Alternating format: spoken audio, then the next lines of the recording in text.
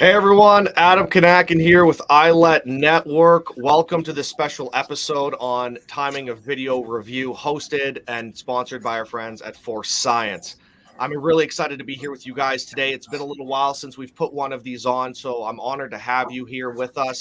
And obviously, before we jump in and introduce all of our panelists here today, a few quick points and a few things that I want to talk about. And one thing in particular, and obviously, like I said, our friends at Force Science are the ones that have brought this to you. It was their idea to put this on because it's such a timely subject with everything going on in our industry right now. And what I'd like to do is share with you just real quickly here the Force Science Conference, which is happening this year, 2022, in Orlando, Florida, June 21st to 23rd. Now, for those of you who know iLet, who follow us, know that we support Force Science completely. They are an absolutely phenomenal organization, and this conference, guys, is going to be next level. Obviously, I wouldn't expect anything less, but if you're going to be down or if you're free to come down to Orlando in June, I highly recommend you do so. Obviously, we're going to be there. Obviously, you can see some of the speakers that are going to be there, the keynotes, a few familiar faces that you're going to meet today. Obviously, Lance and Bill. And then the rest of the speakers on here, a lot of them will be familiar to you if you follow iLet because they are the best of the best. They're the best at what they do. And of course, Force Science is sparing no expense, bringing in people from around the world. And it's going to be just a phenomenal it's going to be one of the most amazing conferences of the year. So I'm excited to be there. We're going to be down there doing interviews with a lot of the experts. You're going to have the chance, if you're down there, to come shake hands with everybody, come say hi, probably meet us in the hospitality room, have a beverage or 18. And it's going to be a good time down there in Florida. So make sure to do that. Now, for those of you who are attending live, later on during this roundtable, we are going to be giving away a free pass to the Force Science Conference. So that's a bonus that only the people here live with us today. I don't know what we're going to do yet.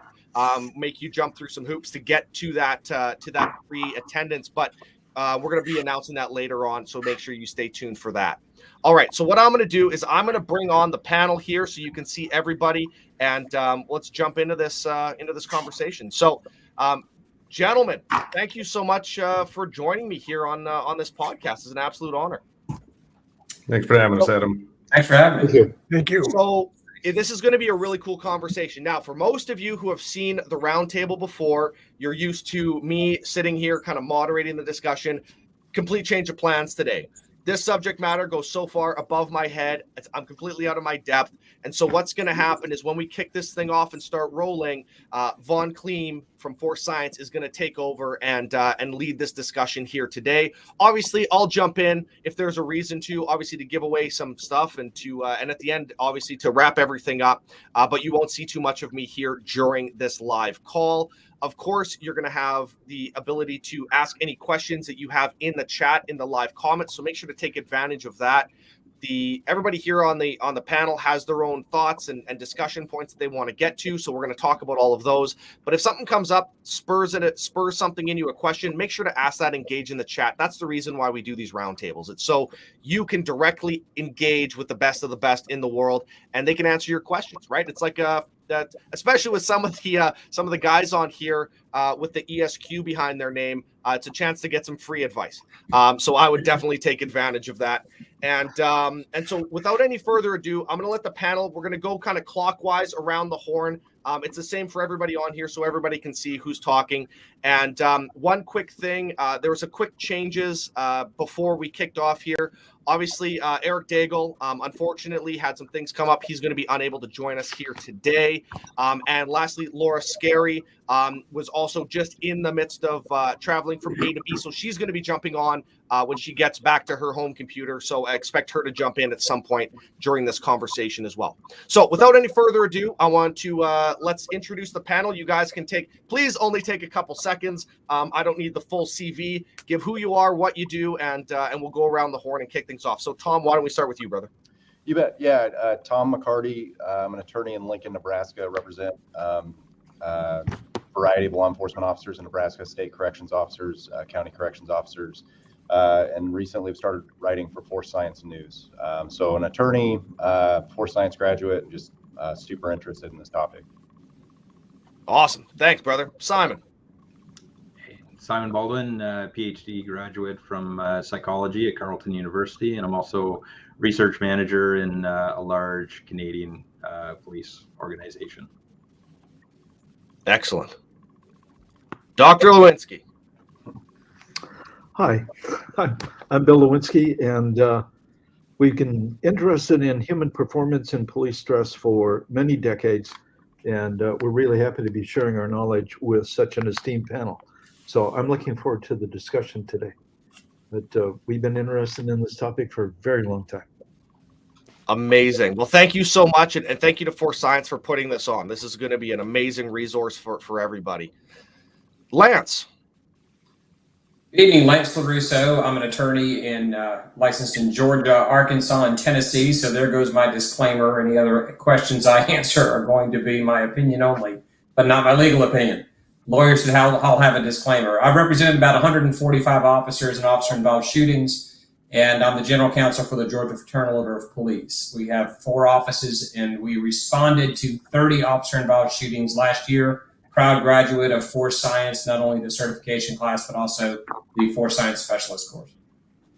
Awesome. Right on, brother. And we'll make sure we get your audio squared away here. I know there's probably some folks that are going to be messaging in the chat. Hey, his audio's messed up. That's okay. We're going to get that squared away for you.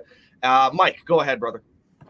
Hey, everybody. Thanks for joining us tonight. Mike Ranalli. I'm in upstate New York. I did 32 years total law enforcement, retired as a police chief. I've been an attorney for the last 30 years.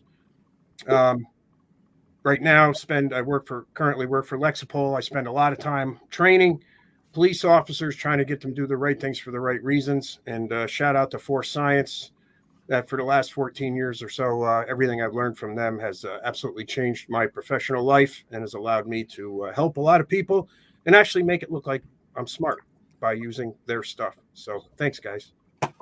Vaughn. We bring a lot of talent to the task. Great. Hey, I'm Vaughn Kliem. I'm the director of the consulting division at Force Science. I'm an attorney licensed in Kansas and in Virginia, former police officer. One of the things that I get to do now is review use of force encounters, both civilian and police. We're doing new cases every week, sometimes up to 2-3 cases a week.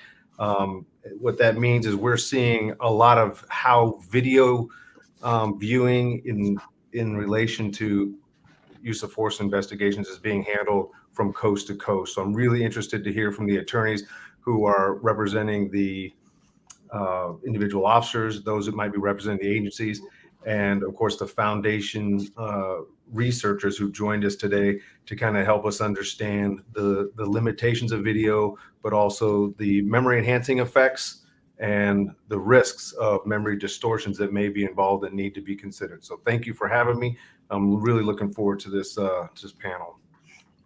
This is awesome, and right on time because she obviously loves to make an entrance. I'm gonna add Laura into the stream, and it's awesome to have you here, Laura. You're no this is new to you. You've been on roundtables before, so why don't you introduce yourself and share a little bit about yourself? You're muted. Oh, you did it. Your mic, your audio isn't connected. There's always one. There's always one. It's okay. That's what happens when you show up late. So while she gets that squared away, just so everybody, you can obviously tell there's a vast amount of experience and there's people coming from a lot of different backgrounds here. So we have the academic and the research component. Obviously, we have the legal component. We have a couple members here that have also been sworn law enforcement officers and have decades of experience in law enforcement. So you're going to get the gambit, obviously, and we have litigators here who also, represent individuals and have represented agencies. So any questions that you have, we should be able to cover here with this conversation. Laura, did you get your audio squared away? No.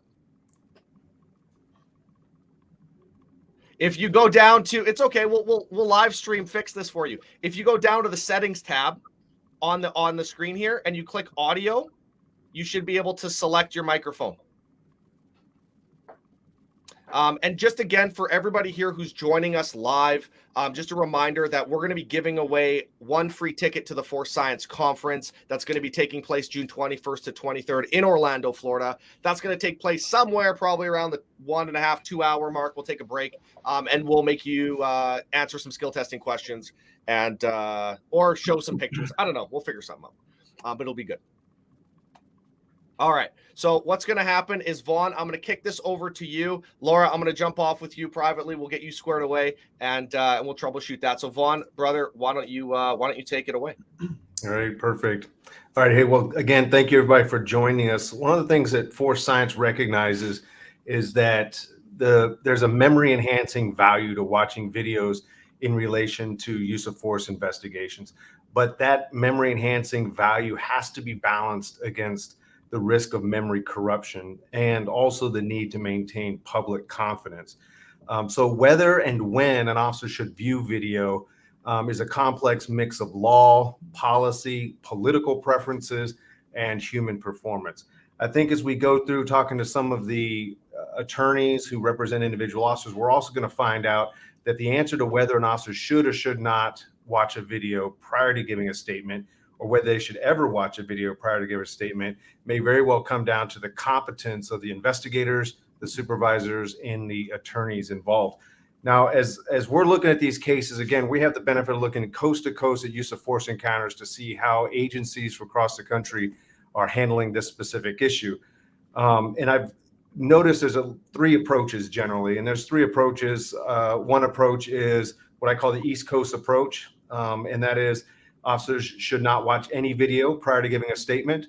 The rationale behind that approach is that we want to capture the officer's experience. We don't want it to be distorted. We don't want there to be confabulation. We don't want them to confuse what they watched on video with what they actually experienced. Those who take that approach are imagining that an officer can give the statement, and then after that statement has been documented, they might have a chance to go and watch the video, maybe with a supervisor or perhaps with their attorney, and then return to discuss, perhaps in a second statement, those things that may have differed from their original statement. The second approach, I'll say, is the West Coast approach, and that is never under any circumstances let an officer give a statement without first watching the video. So it's completely opposite. And the attorneys I've talked to, I call it the West Coast approach because some of the biggest advocates are from the West Coast. They will say, we will not be surprised and I will not put my officers in a room with investigators until I and the officers are aware of any inconsistencies between the officer's experience and what was captured on video. And then the third approach is what I refer to as the hybrid approach. And that approach is where the officer will give a statement, perhaps with their attorney prior to giving a formal statement. They will document that statement, which is their experience. And then with their attorney, they'll watch the video and discuss with their attorney any inconsistencies between their experience and what was documented on video. I hope Simon Baldwin and Dr. Lewinski can talk about which is microphone pro. Maybe inconsistencies and what the science is behind some of that. But it's only after working with the attorney and the hybrid approach that the officers then give a single statement to the investigators that would capture both their experience and their recognition of any inconsistencies on the video. So I hope I captured that. I think there's going to be some different approaches that might be discussed, some variations of those three approaches.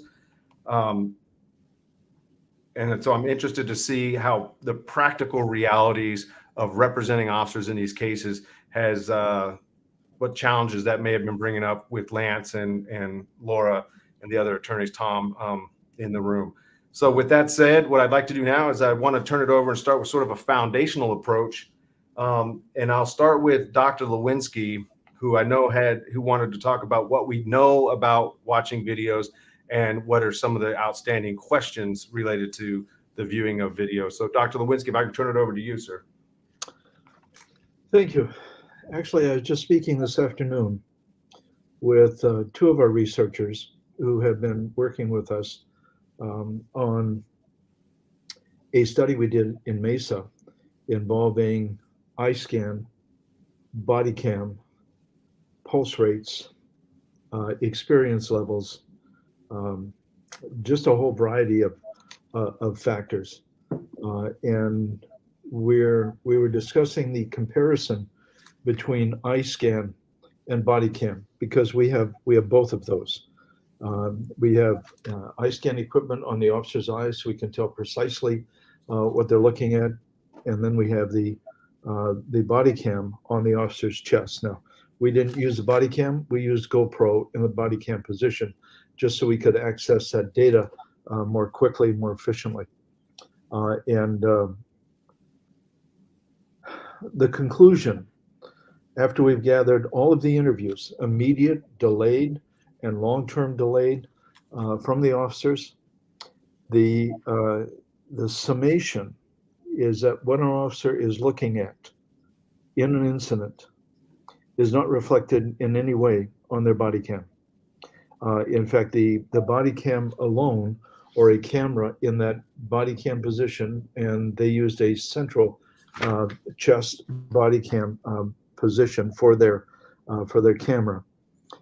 But their camera did not show what they were looking at, what their focus of interest was, how long they attended to something, how the nature of their eye scan. For instance, officers who had less experience would have had the very same picture of an incident as officers who had more experience. But the less experienced officers, their vision floated all over the place. They had very little real fixation right from the beginning, and not a lot of duration in fixation. Whereas the officers who had more experience fixated on the threat rather early and had a long duration on the threat, and then addressed that threat accordingly. That would mean that the memory of both officers is going to be influenced very differently by the cameras and by looking at information from the camera. So I think that's number one, that's foundational, is that the body cam does not represent what the officer saw, what their focus of attention was, what the duration of their focus on any particular point. Really kind of fascinating stuff. The other component is when we look at body cam is connected to an interview process. But what are the factors that affect the interview process? And how will watching the body cam influence not just the officer's memory, but also the emotional arousal of the officer? We seriously have had, excuse me, we've had officers require psychological assistance immediately, even though their shooting was quote clean, and they weren't charged and was within law, policy. They did exactly what they were trained. They'd never experienced coming face to face with someone with the intent and ability to kill them, and also never thought they'd have to really shoot anybody else. And so watching the body cam really created a serious conflict for this officer. And there's some very interesting problems that arise because of that. So we'll get into that, I think, as we go on, because we think there are 6 psychological elements that influence how you're going to interview an officer and when you're going to interview the officer. And that connects to then showing the officer the body cam. So or any other type of CCTV footage. There's also some issues with technology that we've been looking at. We actually have a 2-day course that's really directed at understanding human performance, but primarily how the problems with digital recording the problems that are captured or that are inherent in that system that really are not like the human eye. And so if you think you know what you've got because you've seen something on video, it doesn't mean you really have it. In fact, as Vaughn mentioned, we do consultations nationwide, and had a major consultation last week involving a body cam of an officer who shot someone. The attorneys representing the officer had lots of time to look at that. The investigators had lots of time to look at that video. We looked at it and said, you need to figure this out because the answer's in that video and you're not looking at it correctly. And wow, if an investigator, and by the way, we call this investigator bias, because an investigator will look at a body cam, think they know what they've got, and then proceed to interview an officer based on that. And that will lead to some interesting issues. But before I go too much further on the 6 psychological elements, I just want to mention a couple of fundamental principles. One, those pushing for interviewing an officer immediately and having their body cam released immediately or any other type of imagery regarding the incident have no insight as to what's captured on that video or about human performance and how those two tie together. In fact, demanding that they see the video, that the officer be interviewed immediately, they meaning the public, and that the officer be interviewed immediately, really are such a gross misunderstanding of rights and litigation. It's not my area. We've got many good people that are going to jump in on this, but the lack of understanding is fueled to some degree by the fact that the very topic we're going to be talking about has no research foundation to it. We can look at the implications of what science has to say, but all of the studies that have been done on human memory that people are trying to exploit and use with the various perspectives here are all done on people watching a video. The confabulation issues, the conferring issues and the problems with conferring, the problem with the delayed interview and a deterioration of memory. All of that is connected only to people watching a video that may be traumatizing, it may not be, and then their memory is tested. And our contention is that when an officer is directly involved in something, their focus of attention and their emotional arousal have a very different effect on their memory and memory retention than any word list, anything that happens on a video. And it is usually much more traumatizing for a personal experience to be directly involved in the type of situations that officers are. And so there is not a strong science foundation for either showing officers a video before, during, or after. There's arguments to be made, we understand that, but it is not supported by science.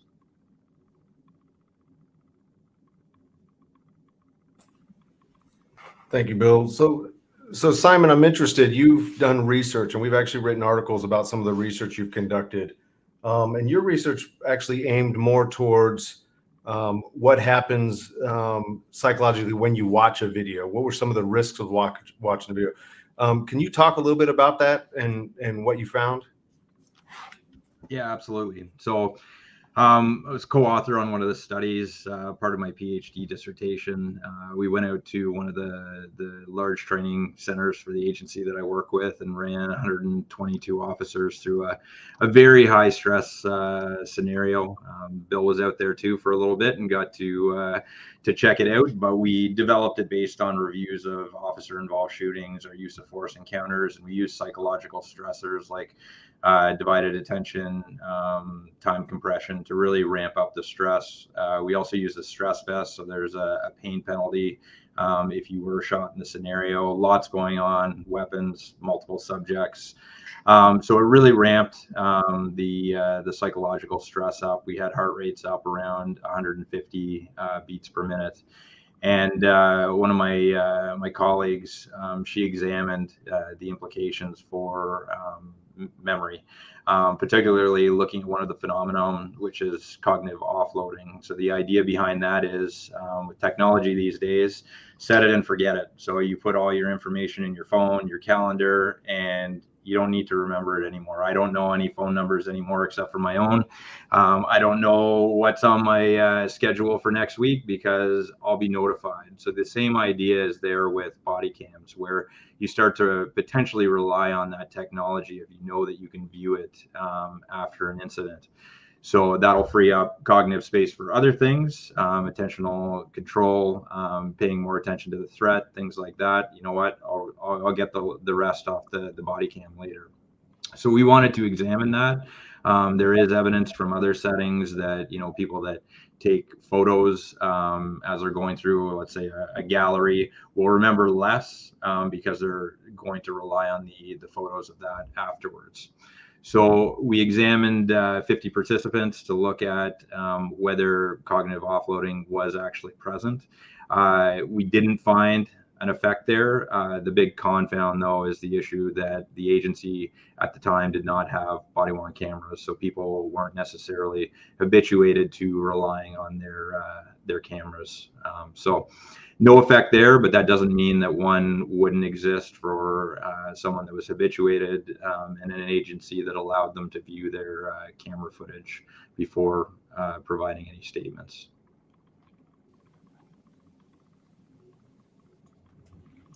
Great. So one of the things that I'm looking for when I watch an interview or talk to an officer is I want to be aware of this concept of asking questions that an officer wouldn't reasonably be expected to remember or answer, whether it's because of cognitive offloading, as you talked about, or whether it's because, as Dr. Lewinski talked about, it's just a matter of that's not something they were paying attention to. It's more a product of perception, more a product of attentional resources. And so one of the challenges or one of the risks that I'm seeing in some of these cases is where your interviewer simply is not qualified to or maybe sensitive to the limitations of video or the limitations of memory. And they're actually asking officers questions that an officer involved in a critical incident wouldn't reasonably be expected to remember. And so a quick example of that, one of the cases we looked at where an officer was asked how many times he punched somebody. Now, the officer did not lie about punching the person. And in fact, everyone found that the use of force was within policy and was reasonable. The problem was once the investigators were able to look at the video, more specifically the prosecutors, and they started counting punches. The officer says, I punched him probably 6 times. And so one of the things we'll listen for is, you know, an officer might start out by saying, well, I don't know how many times I punched him. And they said, well, was it more than 6, less than 10? And we haven't trained our officers to be able to say, I don't know, and be comfortable with that answer. I wasn't counting punches, and be comfortable with that answer. So instead they'll provide an answer. I don't know, maybe 8, right? If the video then shows, and in fact, in this case, the video then showed it was closer to 12 times. And in our experience, we're seeing officers who are then indicted, charges are filed, and officers are either giglioed and then ultimately fired in one case because the number of times they said they punched the subject did not match with the video.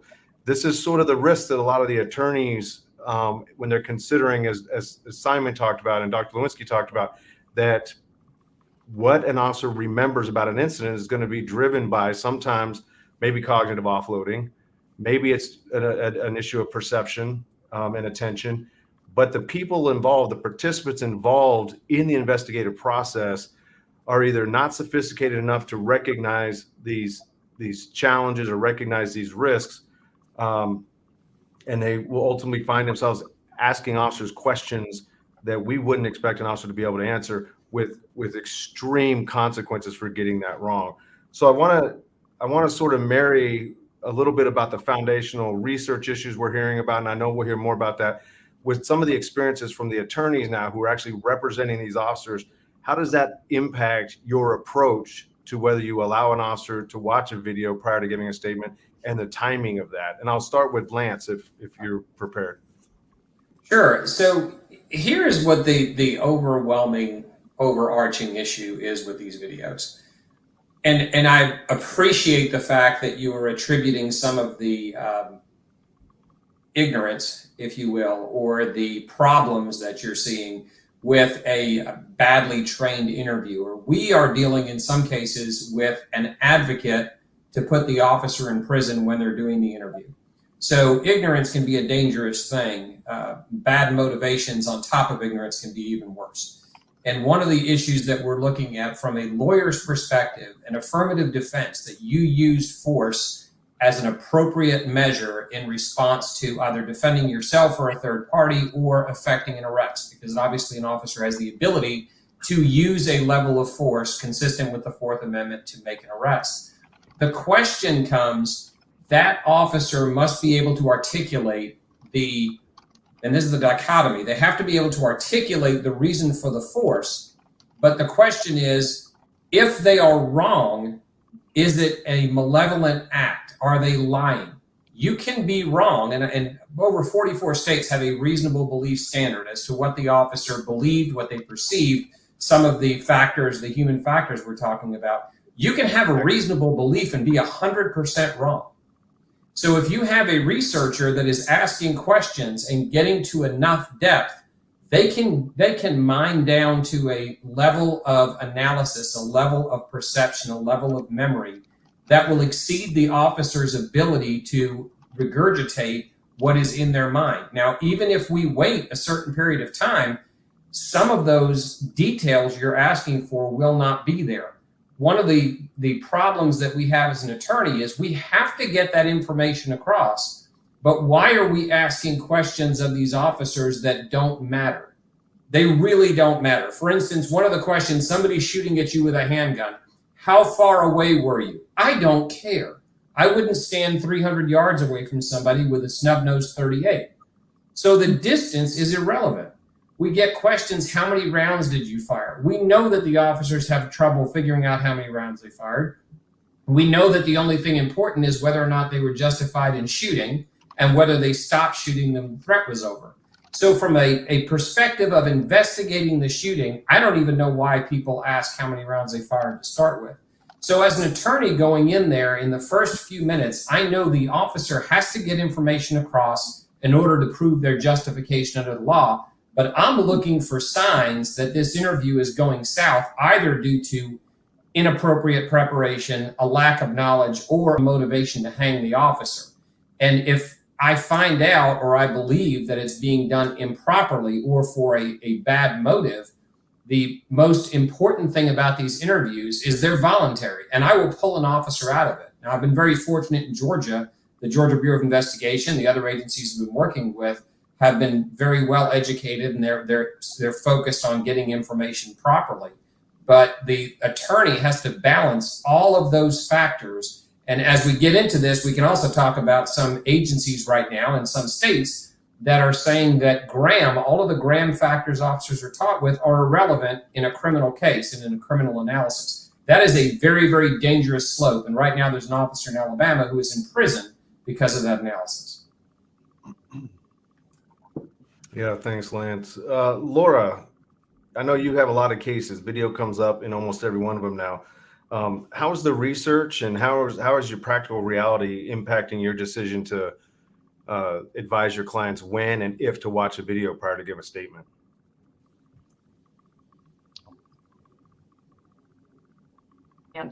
Wholeheartedly. Sometimes as attorneys, we got to figure out, who it is that we're dealing with. Are we dealing with an experienced investigator? Are we dealing with an investigator who understands the limitations of video? Are we dealing with an investigator who understands, human factors? And unfortunately, again, agreeing with Lance that sometimes we have to figure out right away whether or not this interview, I'm going to use the words that he used, is going south. And that's a horrible situation for police officers to be in to begin with. And I'm just going to throw this out there. I think we're in the infancy of how it is that we should properly conduct an investigation of an officer-involved shooting. And I truly believe, if I'm still practicing and representing police officers 20 years from now, I have a feeling that we're going to look back and we're going to see, 20 years from now, just how badly we've done in terms of trying to search for the truth of what transpired in these officer-involved shootings. So again, I think we're in the infancy of doing this, and as a result, in my humble opinion, I think we've got officers that are sitting in jail cells when they shouldn't be in jail cells, but here we are. And so getting back to your original question, Bon, it's unfortunate. I wish more investigators, had that knowledge of all of the limitations that we discussed. I wish that there was how do I put it, an organization kind of like the NTSB, that comes in to do these investigations without it being criminal in nature.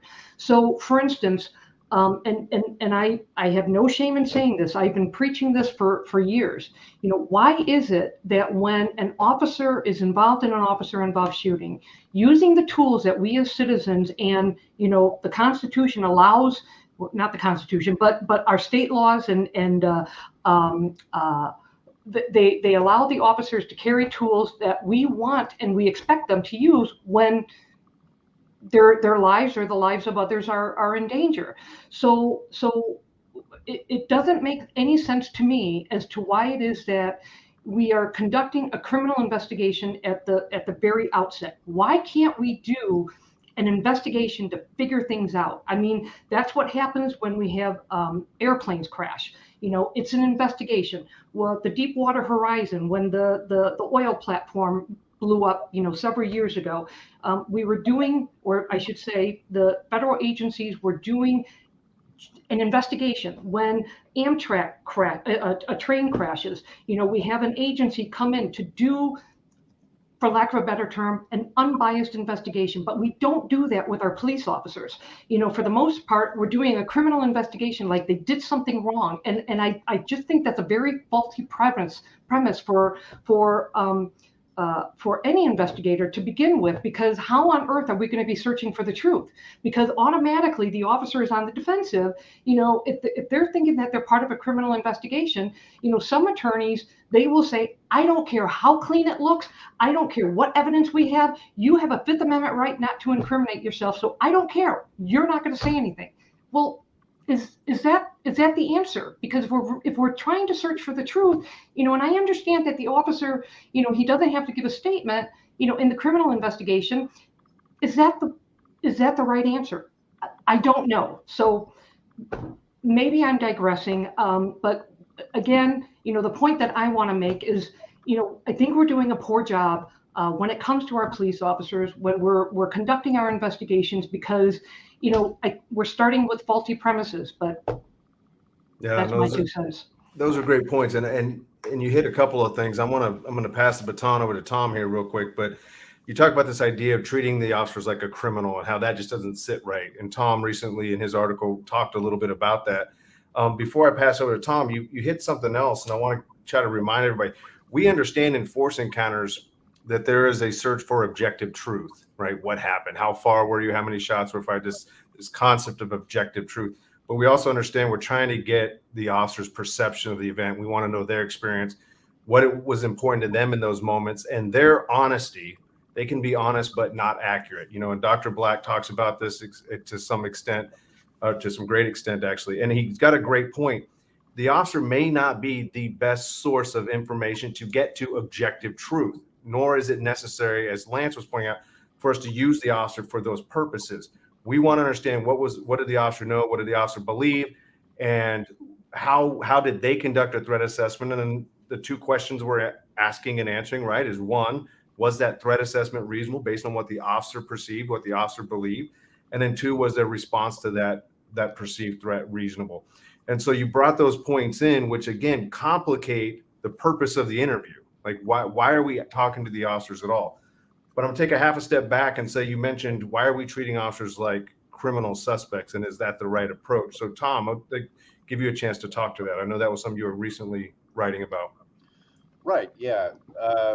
Absolutely not. And one of the things that we've tried to stress in training and things is some previous to maybe some of the more modern things, we were putting officers in the back of police cruisers, right? We were taking their guns from them at the scene of the crime, making them feel like criminals, sitting them back only where criminals sit. I mean, these are people who we give a charge and a duty to go out and enforce the law and put their lives on the line. And so I think the fundamental idea that when there's an officer involved shooting, that there's been a crime or that there's even been a mistake, right, is faulty, because as we know, people can and often do use force in a way that's justified, and it's not a crime and it's not a mistake. So jumping to those conclusions, in Nebraska, we've got a little bit of a unique procedure where every in custody death goes to a criminal grand jury. So there is an automatic criminal grand jury in every single death that we have. And I think that's unfortunate, but it is the process that we have. And as part of this, kind of dovetail on what Lance and Laura have talked about, and we've talked about, the investigators, we've got to be thinking about that. But as I'm representing the officer, I've got to be thinking about the investigator. I've got to be thinking about the IA investigator, who the chief is, who the prosecutor is.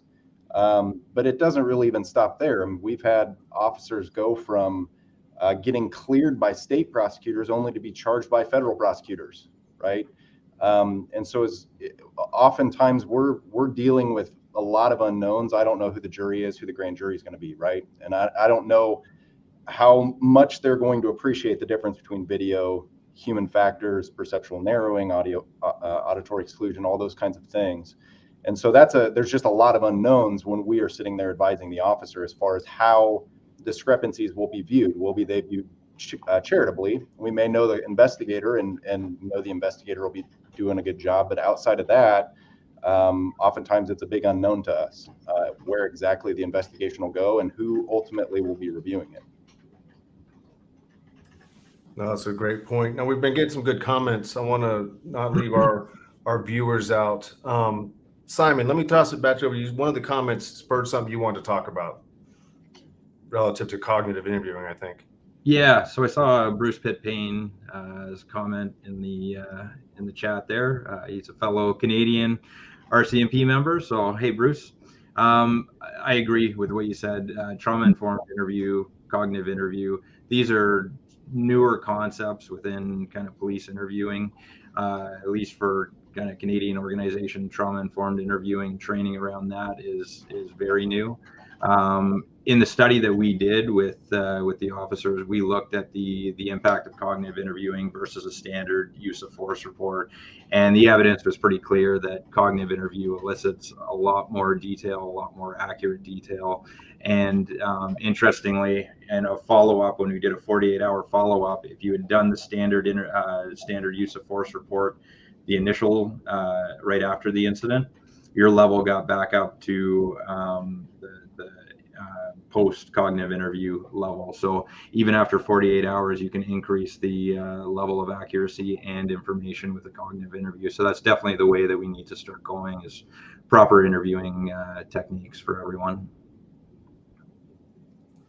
No, thanks for that. And I think the cognitive interviewing, and I think you even mentioned trauma-informed interviewing, has some additional value. Now, Dr. Lewinski and I have talked about this, I think, at great length. Some of the things that we've been focusing on is, the competence of the interviewers, right? And not just in how to elicit a larger pool of information, more accurate information, but also how not to re-victimize, re-traumatize, or how to manage people who've been involved in critical incidents when they watch the video for the first time, perhaps, and realize that's not what they remember, or they're seeing something that would have caused them to make a different decision. Maybe saw something that would have caused them to second guess their deadly force decision. So I think all of the attorneys who have represented officers have had the experience of being with officers who in various states of post-traumatic stress. So Dr. Lewinski, is that something you can talk to about what some of the concerns are relative to interviewing officers so close to a critical incident, particularly if you're not well trained to recognize some of those post-incident stressors?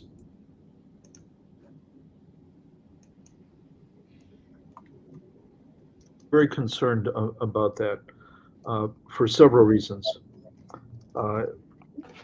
Some officers can be immediately interviewed and it won't matter. Nothing that you say or do with them, or however you test their memory, stress their memory, nothing will matter. And I'll give you an example. I interviewed an officer just a little while ago, excuse me, and the officer was a precision shooter, also known as a police sniper. They came to a hostage situation. They did what they trained for years to do. They resolved the hostage situation by shooting the hostage taker. And hours later, they're in bed sleeping. No problem at all. And other officers I've interviewed have never returned to work. They've not watched the video. The incident that they were involved in is so traumatic that they would never be able to get into a squad car and drive again. And if you don't have some sort of flexibility as to understanding compassionately the effect of trauma on a human being, and how that affects their perception, their memory, their ability to articulate things, I don't think you can make an effective judgment about when is the best time to interview an officer. By the way, for the most part, officers can basically be interviewed fairly quickly after an incident, usually within 24 to 48 hours. And we recommend 24 to 48 because not only is there trauma, but our preference is for 48, but because a lot of officers do not sleep well for a whole variety of reasons, including the one that we're speaking about now, that literally their career and their liberty are on the line. And in some cases, like Colorado today, their family residence, their cars, literally there's so much on the line and they just can't get to sleep. And so if you're going to delay the interview 24 hours, you're going to end up with a very tired officer being interviewed. And so we're looking at 48 or more so that the officer can get some sleep. So there's two factors, trauma and fatigue, that affect the officer's capacity to talk to you about something. And under both conditions, I don't think there's a lot to be gained by showing the officer video at that particular point versus an officer who is not in distress, not fatigued, looking and understanding. In fact, one of the main problems we have with officers involved in an incident giving any sort of testimony is the officer's capacity to clearly understand the nature of the question that's asked of them and their ability to then express an answer to that. And as Vaughn said, to say, I don't know, is something we really need to teach officers. Peter Shipley, who I respect as well, just a really good researcher, a great contributor. Peter's talking about some research he's done in which officers don't remember their stuff very much. Well, Peter, we did a study on path of travel, and the path of travel that officers took, not just the length, but also the area that they covered with their path of travel during a conflict situation. It was during our traffic stop study. And the problem we had, and if you know anything about data, you'll understand the problem, is that the standard deviation was as large as our mean. And when you get that, any researcher would know that you don't have any data that's meaningful. In other words, officers could not tell us the position they shot from unless it was connected to their particular shooting at that time. But a lot of the information they were doing on automatic pilot and subsequently weren't paying much attention to. And if you asked them about it, they wouldn't be able to tell you much. But a video beforehand would give that officer a great deal of information if they understood what was going on. And part of the problem, and I think we've got it, and Lance has addressed some of it, is the issue is what's the officer's state of mind? I just happened to have tuned in this week to the Laquan McDonald and the Van Dyke shooting. And Van Dyke was very clear that Laquan McDonald was getting closer and closer to him. And the video clearly showed that he was getting further and further away. And anybody that looked at that video saw that that was the case. He was getting further and further away. But I asked you to consider an isosceles triangle. This is an isosceles triangle. The pen is the straight line. The bottom line here with my finger here is the base. McDonald was at the top. Laquan McDonald worked this line here. And so if the camera is at the top and Laquan McDonald is walking along this line and you're watching it from here, he appears to be getting further and further and further away. But if you're looking at it from Van Dyke's angle, the baseline here, this baseline is much shorter than this line. And so the perspective of the officer is that Laquan McDonald was getting closer and closer and actually turned toward him. And we've got that on video. If you analyze that video, we've got it on video. But the jurors looked at that from the squad car cam, and they knew what they saw, and there was nobody's testimony that was going to change that. And I think that's a major problem with investigators or with jurors or with anybody else. It is a major problem. How do we help other people understand that?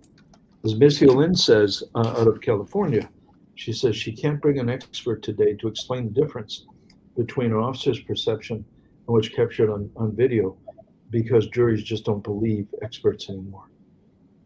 And so what do we do to solve that problem?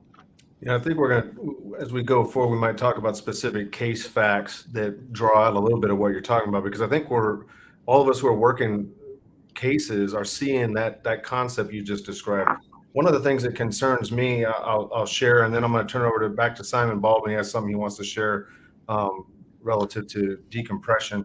But one of the things we're seeing is we are imagining that everybody knows what we know about video. These sorts of limitations that you mentioned, Dr. Lewinski, we deal with those every single day. They're involved in almost every case.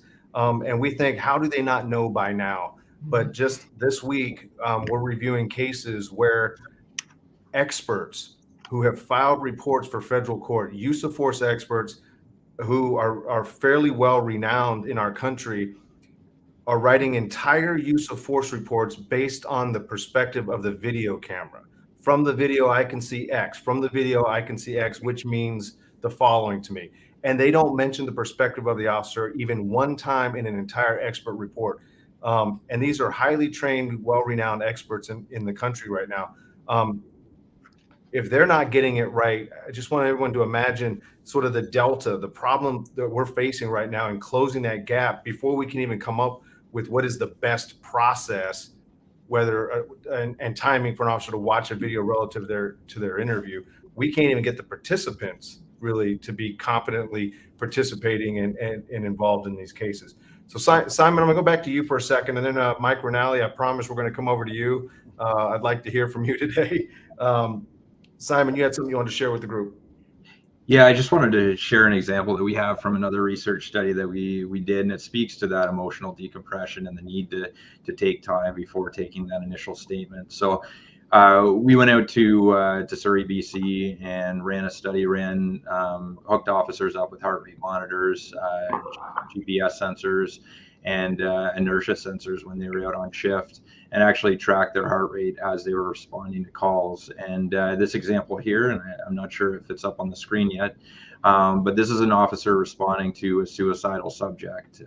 She's a 16-year-old girl that's withdrawing from heroin and threatening to commit suicide. She says she's going to go jump off the bridge. So this officer is doing patrols around the neighborhood looking for the girl, and he comes across her at this intersection here. And what happens is he calls her across the road.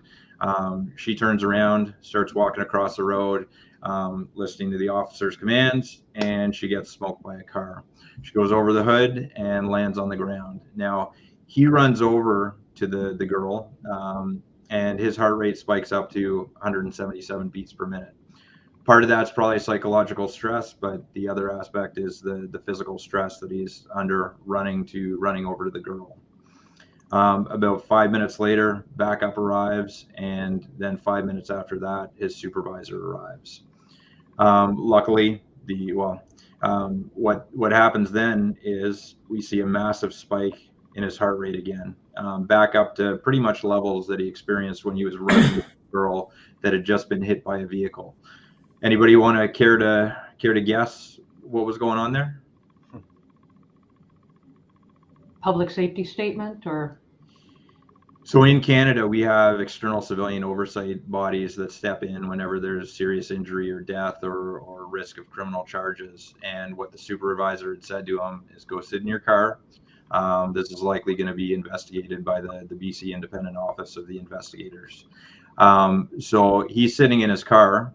You can see, I have to scroll back. This is the physical movement. So he's not physically moving while he's in his car, and his heart rate spikes back up and stays at that level. So he's obviously sitting in his car, spinning, ruminating over what just happened. Man, I didn't mean for her to get hit by the car. I was just trying to get her to come over. So this is a small example. Luckily, he found out that she wasn't seriously injured, a broken arm. They took care of her. BCIAO didn't end up taking jurisdiction over the case.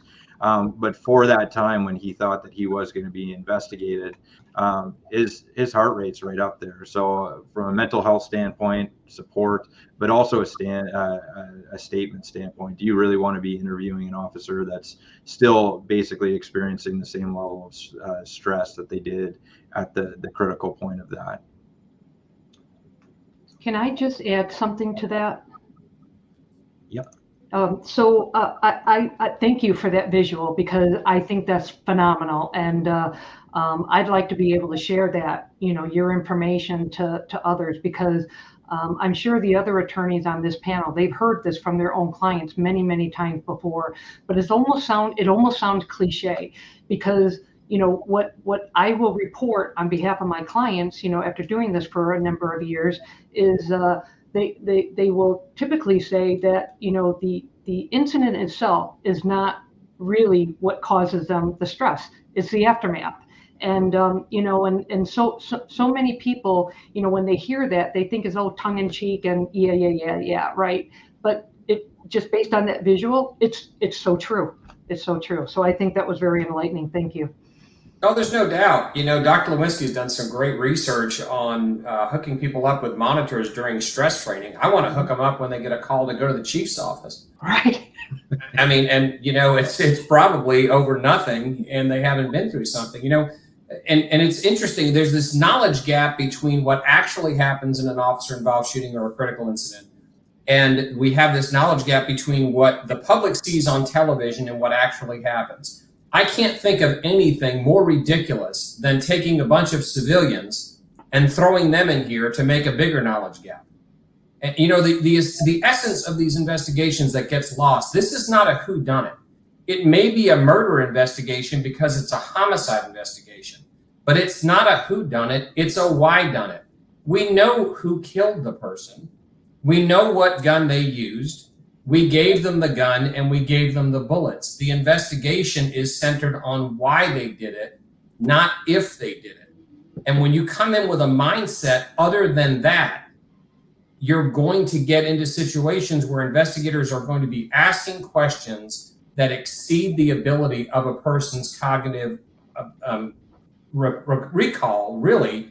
And then you start getting all these emotional abilities of them to recall the worst events of their lives. It's a premise that starts with a disconnect. And quite frankly, now that the public is getting to see what actually happens in these situations, and Vaughn, this is where I think you have experts giving you the camera's perspective, that knowledge gap is getting even worse. because now what the use of force looks like is 100 times worse than they ever expected it would be, because it doesn't look that way in the movies. Yeah, and I think one of the things that's getting also added another layer of complexity to this is, we talk about cognitive interviewing. We did a lot of training in cognitive interviewing and sexual assault investigations. And when we were talking to the investigators, we were trying to show them that the same counterintuitive expectations you might have from somebody in a critical incident in sexual assaults, the same things we're dealing with cops in critical incidents, so that would give them a little bit more empathy. One of the things that seems to be getting lost, or at least adding complication to this issue, is we want investigators to go in an information collection capacity. We want cognitive interviewing. We want open, non-leading questions. We want them to be active listeners. We just want them to take on as much information, and then with skill, we want them to skillfully elicit that information in a way that's not going to taint the memory of the experience of that individual. But what we end up seeing in a lot of these cases is, well, the officer had an obligation to de-escalate, right? The officer had an obligation not create the exigency. And so those investigators are now starting to mine the officer for things they could have done differently and things they should have thought about and why they hadn't thought about those things, which is a completely different type of after-action review than what we would hope they'd be doing in a cognitive interview, which is just in that moment collecting the most information to capture that officer's experience. So again, there's another layer of complexity that's complicating it. And I think these calls for forensic interviewing, the calls for trauma-informed interviewing, the calls for cognitive interviewing are the right direction. And we have got to keep pounding that into the profession.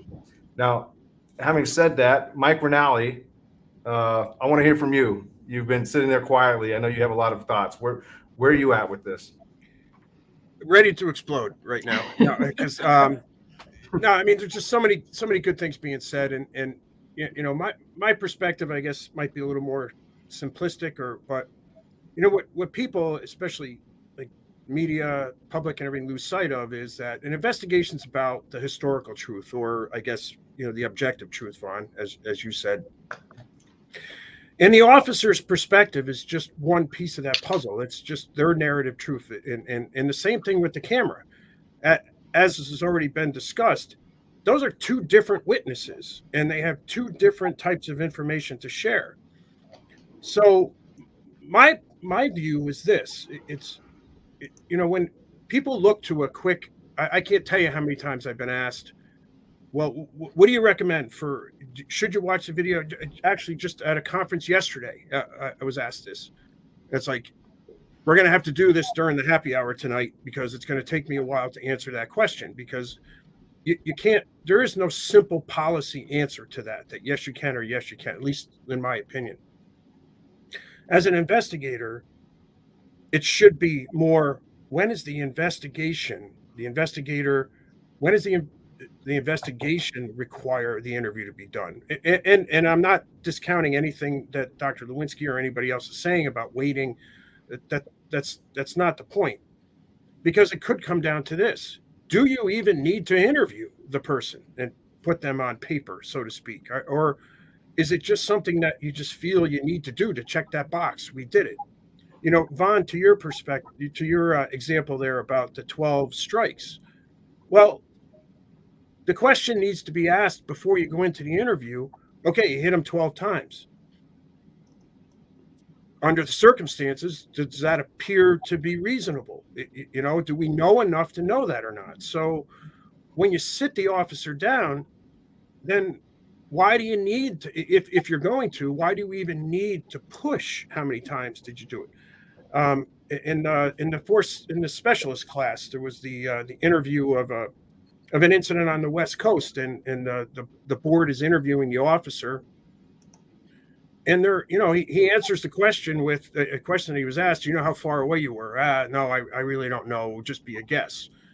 And then they just keep pressing him. Okay, now watch the video and this. All right, so now how far is he away from you? And he gives an answer, but he already gave the answer.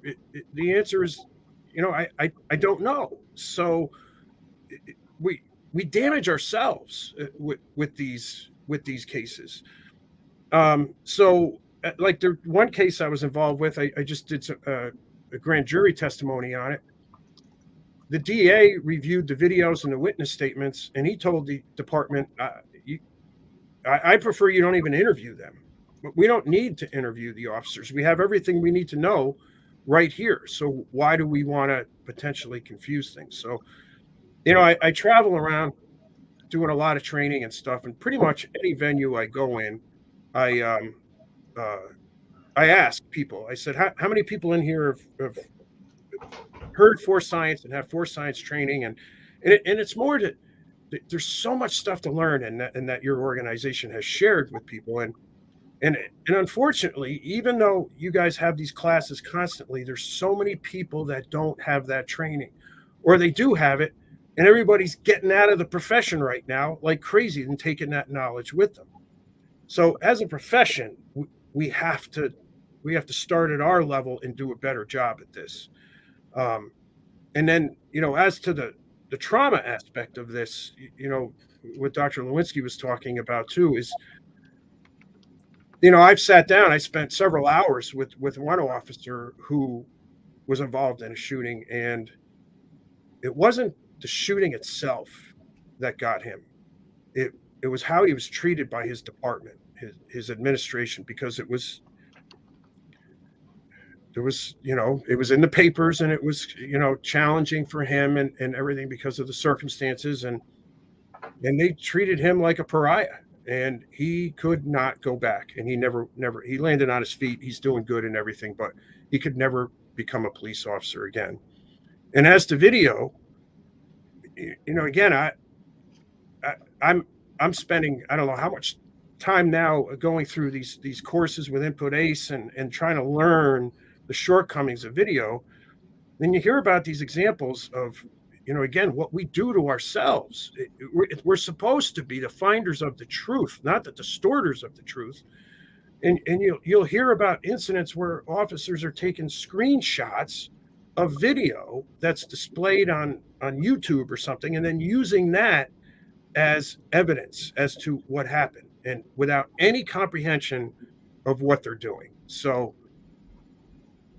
I had so many more things that were going through my head, and now I can't remember them all. But I think there's enough right there, so I'll just. We're going to come back to you. I've got a notes with little unchecked boxes that all have your name on them. Before we do, Dr. Lewinski, you had some thoughts on this, I'm sure.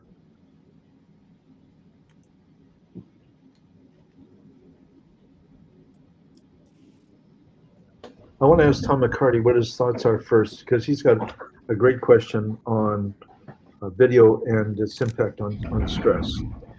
Could you nail that down a little bit more, Tom, please? Yes. Doctor, one of the things I was wondering about from both you or Dr. Baldwin, and I think others have hit on it too, sometimes it's not the incident itself or what we would think would be the stressor. So the actual use of force or having to shoot someone, obviously that's stressful. In my experience in practice, some of the things that are, when we watch video before giving a statement, the things that are bothering the officer are probably because of perceptual narrowing. I don't know where my co-officer was when I shot. Mm-hmm. Did I almost shoot my co-officer? And I don't know that. Another thing that I've had is, for example, a sergeant on a scene that's an FTO. As a field training officer, I lost track of my second day on the job FTO in the middle of a shooting. I don't know why, and I have no idea where he was when I shot, right? Those are things, what I'm curious about is, those are things that I've seen when we watch video can bring extreme relief to the officers when they realize, okay, I didn't put somebody in this situation, or they actually see, what it was, but then I can talk to them about perceptual narrowing. Hey, that's normal. There's nothing you can do about it. It's a biological factor, right? Those are things that I've seen bring relief to officers, but I'm just curious if there's any science behind that as far as how that might impact an officer's statement if they're worried about those kinds of peripheral things that maybe don't really have to do with the justification of the force, but they are very much bothering the officers. Okay, thank you. And I think that kind of connects to some of Lance's stuff too, is what's at the heart of the investigation. And we need to start with, and I presume Simon's going to, Dr. Baldwin's going to jump in on this too. And by the way, if you call me doctor, we're going to have to start calling everybody Mr. and Ms. So, but look at this. First of all, I would like you to please tell me what position my hands were in while you were expressing your concern about watching video that might be emotionally disturbing to an officer. And I'm just putting you on the spot. I know that I don't expect an answer to it, but the answer to it actually comes out of the issue that we have very little working memory in our brain. Our desktop space is really pretty small. And it's illustrated by the fact that you literally can't drive a vehicle, really think about the conversation, and effectively respond to any threats that are present in the environment that you're driving in. I mean, there's all sorts of studies that indicate you just can't do that. And your reaction time is not just doubled, but in some cases, it's tripled and quadrupled depending upon how much attention you're paying to the conversation on a cell phone. And so with that as a primer, we need to look at what are you capable of remembering in a high stress situation. And you will narrowly focus on the things that are critical to you, but your body cam will focus on everything that's in front of you. Or CCTV camera or cell phone will capture things really differently. And it's not just your perspective, it's from the side, so it isn't even your perspective. It has nothing to do sometimes with what you have done or how you saw what you did and the elements that came up to it. And that's kind of what any level of analysis on the video won't really drive that because you're not getting the officer's perspective. But to get back to your question, which is what is the effect of trauma, and showing an officer video like that may be traumatizing, and I'll equate this to a sexual assault intervention. And in 1975, in the state of Minnesota, we realized that people who were violently sexually violated, even if they weren't violently sexually violated, if they had no power to change what was happening or to change the outcome, they were traumatized. And we realized that if we interviewed traumatized people right away, we would not get the kind of information we need, because we were literally, in fact, a cognitive interview is even worse. You're asking a person for context reinstatement. You're asking them to go back to the scene, place themselves within it, and visualize that scene, and they've just been traumatized in there. And so we've decided to give sexual assault survivors time to emotionally decompress. But if you watch a video, it could drive it even closer to how traumatic the incident was, if the incident was traumatic for you. And certainly Dr. Baldwin, his research has people going on average about 160, and I know he's got higher than that. In the study we just finished, we had officers in the middle of a simulated situation running to 190 beats a minute. Good decision making, good performance, narrowed visual of attention on the threat factors. Not much else that they could report on, because all of their attentional resources were directed toward, and it's more attentional resources than it is perception. But all their attentional resources are directed toward the critical elements. And so you literally don't remember very much. And if you've been traumatized by something, having you watch a video of it is going to only re-traumatize you. And it doesn't matter where you go for your research. The research is clear. It's not in law enforcement, it's elsewhere, that if you're traumatized, fatigued, exhausted, and fatigue and exhaustion are different for us, and you're in a high level of emotional arousal, you're not going to be able to have a very good interview and answer the questions very well that you're being asked. And in the most important interview of your life, you'd better be able to do that. And so I would get the advice of yourself, or Lance, or it really doesn't matter. And this is where you get to the point where, Mike, what is the video? So I'm sitting in my house right now. Yep. If you're doing an investigation and you say, Lance, we found your fingerprints all over the scene, my first response would be, boy, are you the most amazing fingerprint technician in history. It's my house. So when you see a video, you say, well, we have video of what happened. The video may or may not show you what the officer saw. I've got a video that I show in my classes that I tell people, I defy you to tell me exactly what happened in this, but you have the video. If the video is on the person's chest, you're going to get a view that's 12 to 18 inches from their eye. And what we're trying to get to is, what were their perceptions under the law at the time in a focused moment to determine what they did. And this is one of my pet peeves when we have agencies going back and second guessing officers. The United States Supreme Court 30 years ago said you can't use hindsight to determine whether an officer's use of force was reasonable, but we will get someone who became a police chief with 2 years of experience as lieutenant because nobody else wanted the job, that will sit there and micromanage a person's decisions and say, well, if you hadn't done this, if you hadn't done that, it might have led to a different outcome.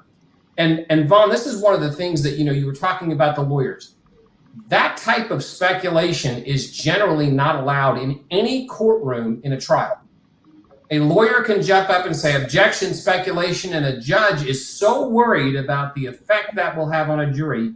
9 times out of 10, if you are asking a witness to speculate about the outcome, about something they had no opportunity to perceive, the judge is going to sustain the objection.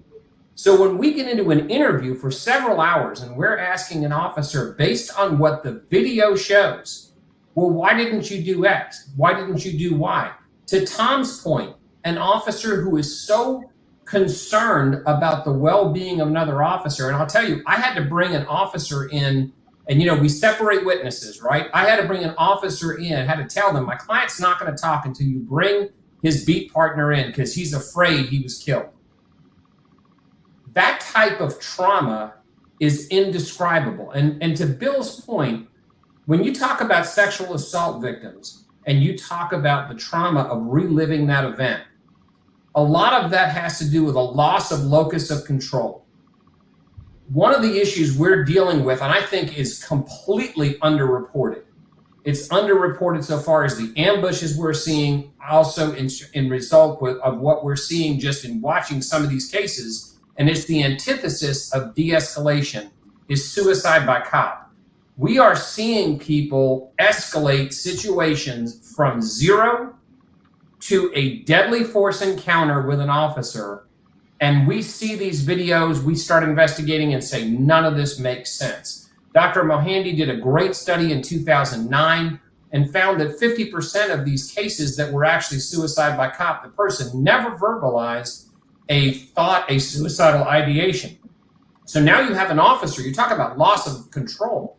You have an officer who gets there with all of these arrows in their quiver to de-escalate a situation, and they get there in a microsecond, it's gone off the rails, they have to use deadly force. You sit that officer down, and then you show them a video of that, you can count on them being unconsolable. I have had officers in my office in the fetal position crying for 2 hours because they saw a video of somebody who tried to kill them, and that was 4 years after the event. That's a great Yep. point. Yep. Yeah, there's something out. I'm not tell a whole lot of war stories. There's a lot of cops on this thing, but one of the things that is hard for critics or advocates to take a strong position one way or the other to understand about an experience versus video is some of these concepts are just hard to imagine if you haven't experienced them. So I'll share very quickly a story. Some of you may have heard me here, but it's the one I always remind myself of when I'm watching video or when I'm investigating these cases. And that's my partner and I were investigating a robbery suspect, potentially armed robbery suspect. Short version is guy takes off running from us. My partner is running alongside me, draws down and shoots the guy in the back. I'm running alongside. I look over. And if you would have pulled me out right then and said, hey, we need to get a statement from you, I would have said, yeah, we were chasing a guy. My partner shoots him in the back. I didn't see a gun. I didn't see any particular deadly threat. I just imagined that he must have seen something I didn't see, because this is a highly ethical officer and highly disciplined. Well, within a split second, I see 2 wire probes and realized in that split second, oh, he actually tased him in the back, didn't shoot him. But the perception of what occurred in that split second, you could not have convinced me otherwise that he had just shot this guy.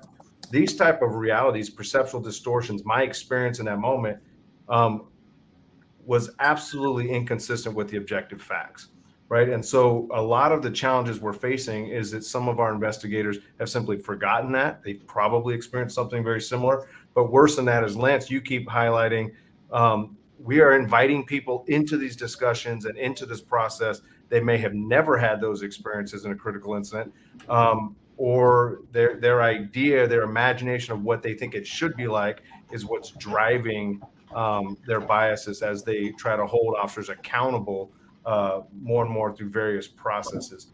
So I wanted to add that. And I want to add one more thing.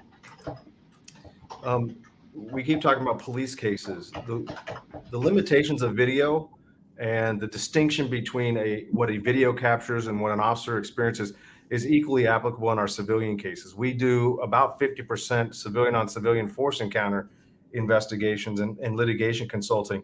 And we have got to remind those investigators as well that the thing that we're trying to bring to bear in an officer investigation equally applies to civilians. We cannot use a video as a proxy for that defendant's experience during that force encounter. And so I just want to add that, because a lot of people listening think that a lot of these discussions are surrounded how do we prevent holding officers accountable? How can we explain away their mistakes? How can we explain away judgments in error or errors in judgment? And it's just not the case that this only applies to police. This applies to civilian on civilian force encounters as well. Hey, Vaughn. Can I just jump in for a sec?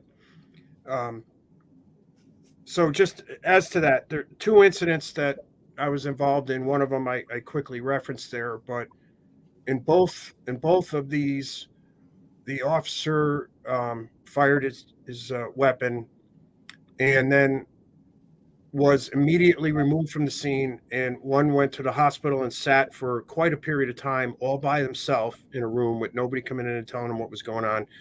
And the other officer was at his station, same thing, just sitting for long periods of time. And both of them are just sitting there. Why am I alone? Why is nobody with me? What I just went through. And they both came to the same conclusion in their minds. And that conclusion was, oh my God, I shot my partner, or I shot an officer.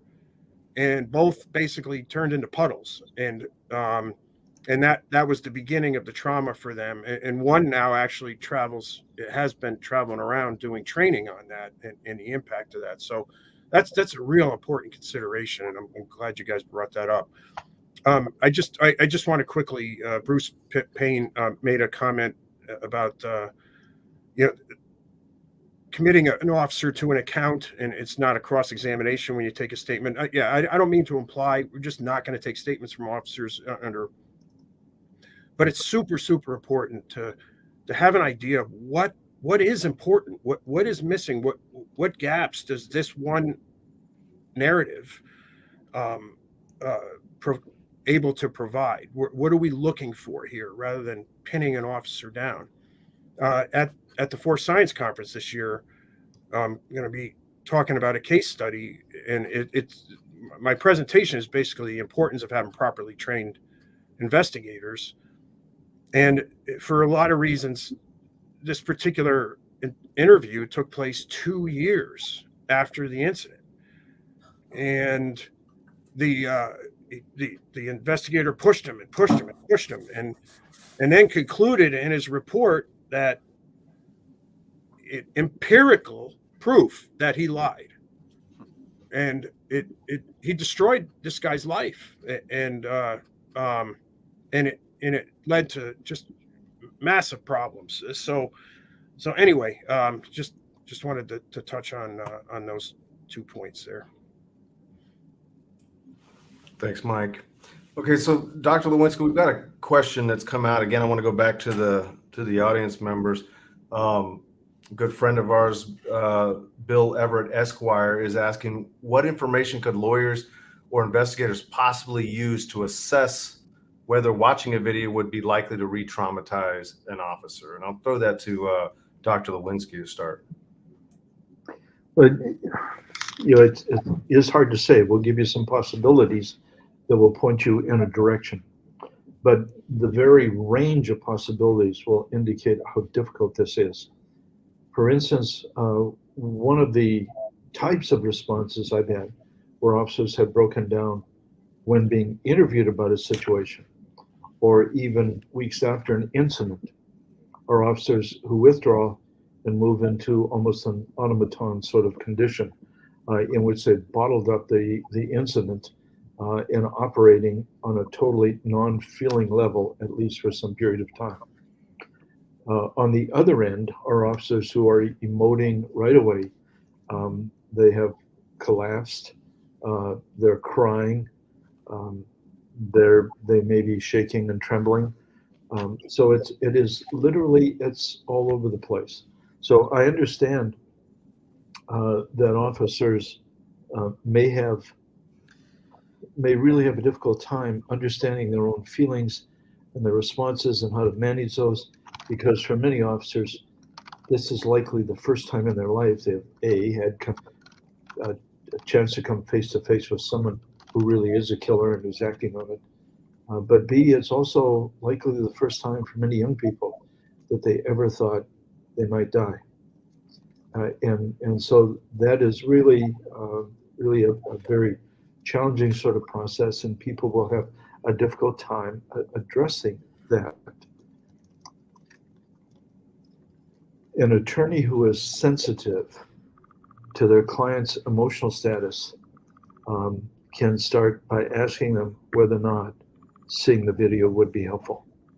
And the officer's response to that would often give you a clue as to what their emotional response is.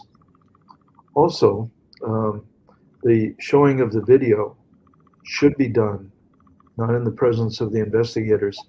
And by the way, I think for a middle of the road policy, IECP's policy, which Eric Daigle and a legal committee has helped shape, where the officer does a preliminary, just a very brief preliminary interview, and then looks at the video and then comes back and answers more questions.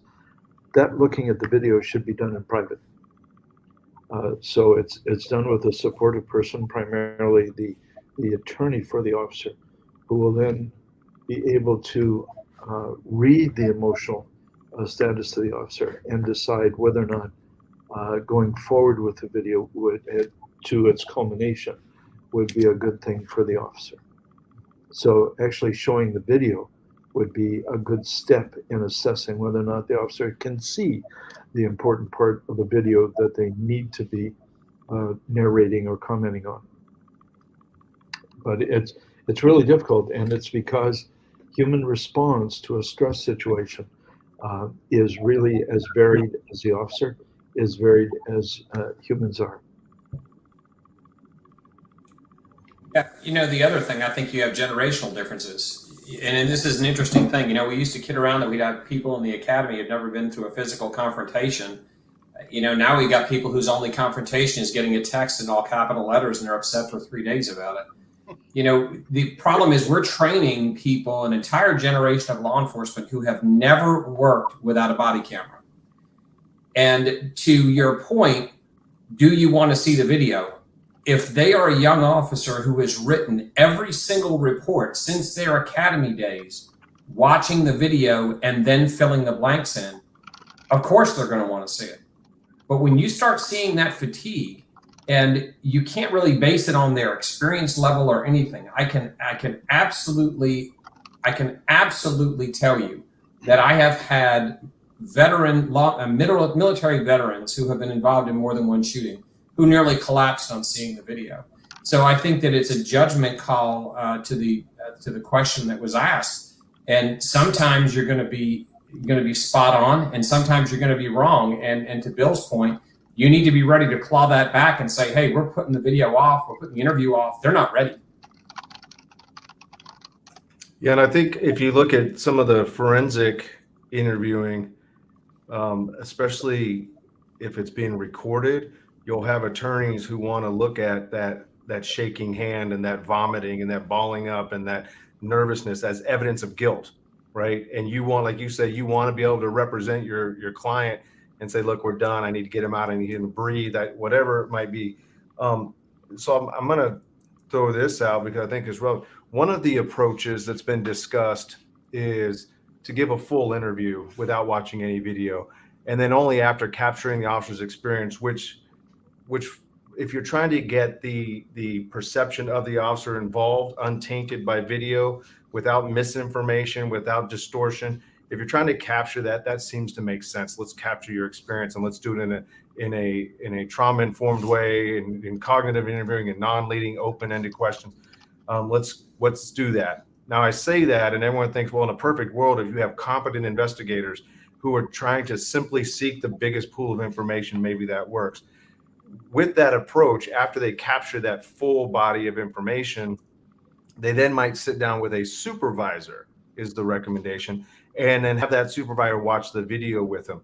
Now, I immediately pause and think, how many supervisors do we know who are bringing into that interview room all these same limitations we've been talking about? They simply, either they don't have the officer's best interest at heart, they're not sophisticated, they have a very different agenda, perhaps, or maybe they do have the officer's best interest at heart and they're going to be overly protective of the officer and leading the officer. And we don't know what we're going to get. So it's very difficult to imagine a single best approach.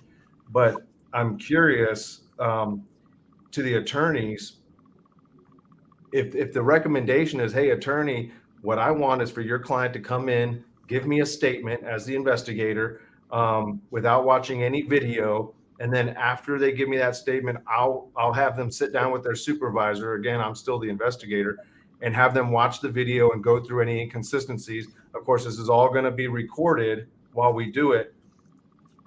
What are your thoughts? How's that going to work?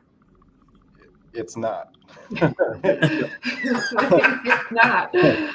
So, yeah, I mean, I guess one thing I do want to challenge a little bit is the idea that by giving them a statement without watching the video, that we're actually getting the officer's perception of what occurred. Because I think it's true that we're looking for the perspective of the officer, but all we ever get is the officer's memory of what occurred. And I think to Simon's, research on showing the stress that an officer went through shortly after the incident, it's because he's playing it over and over in his head. And in my experience, that's something that officers will do from 5 minutes after that until they give a statement. And in that time, they've probably already filled in their memory with a whole host of things. I've had officers fill in their memory with something that flat out didn't happen in a way that was maybe not helpful for them. And so if I have an officer that goes in and he's been playing this over his mind over and over and over again, perhaps he's had dreams about it. I've had officers say that I've had dreams about this, and every time I dream about it, the ending's different. We've got that going on already. In fact, the video can sometimes help maybe correct some of that, potentially. But from my perspective, the chances of impeachment material coming out of that unnecessarily, to me, the difference between an officer coming in and saying, for example, there's like the research study that 1 in 5 officers saw a gun come out when no gun actually came out in the clinical study. To me, there's a big difference between an officer going in and confidently saying that suspect pulled a gun and pointed it at me, and an officer coming in and saying, look, I've seen the video, I realize that no gun was pulled, but in the setting that I was in and the speed that it happened and what I was looking at, my focus, I did not see that the gun didn't come out. I perceived that it did, and I understand the video shows something different. To me, a jury will see those two statements very differently. and so will probably everybody else. And Tom, I wholeheartedly agree with you. You know, as an attorney, and I want to follow up on what Lance said, you know, we have to make the decision as to, you know, whether an officer is going to see the video just based on how he is feeling, how he's reacting, you know, and in many ways, as an attorney, we are officers therapists. I use that very, very loosely, but it's a daunting job that we have as attorneys because what we just want to do right by our clients. But to Tom's point, I agree with you because now I think this pretty much applies to attorneys that have some level of training, you know, that the Force Science organization offers because and I'll just take the examples or the cases that I've worked on. I will have conversations with my clients about the incident, and usually I will not force that conversation. So I will wait for the officer to tell me when he's ready to talk about the incident with me, and you know, and I will try to do the cognitive, you know, interview. Will tell me what happened, and then what, and I try not to interrupt him.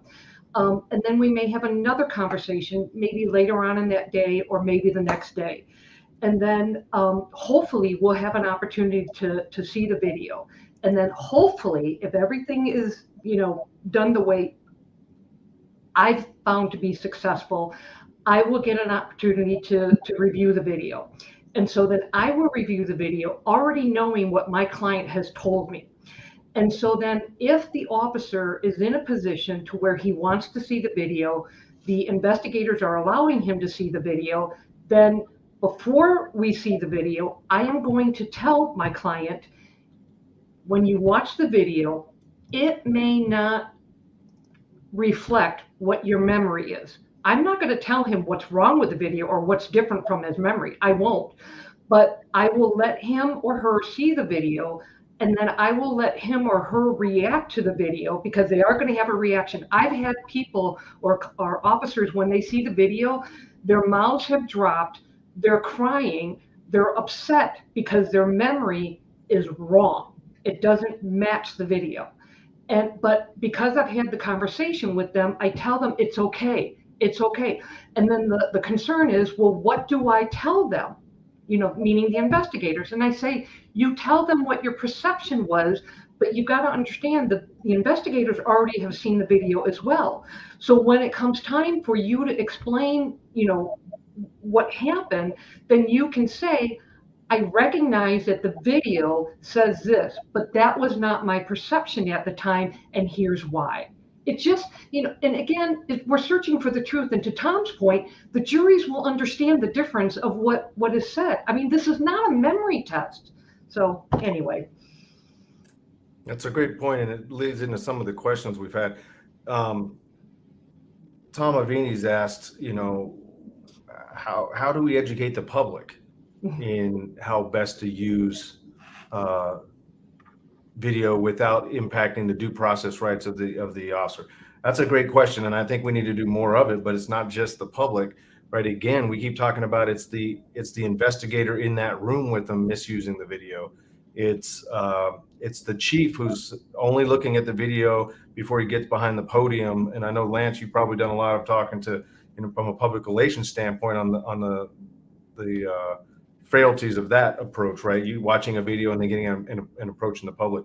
But I think, you know, what I would like to see, what I would hope to see is that the limitations of video be as big a part of the discussion prior to releasing body cam footage as the video itself. And I'm interested, Lance, what are your thoughts on that?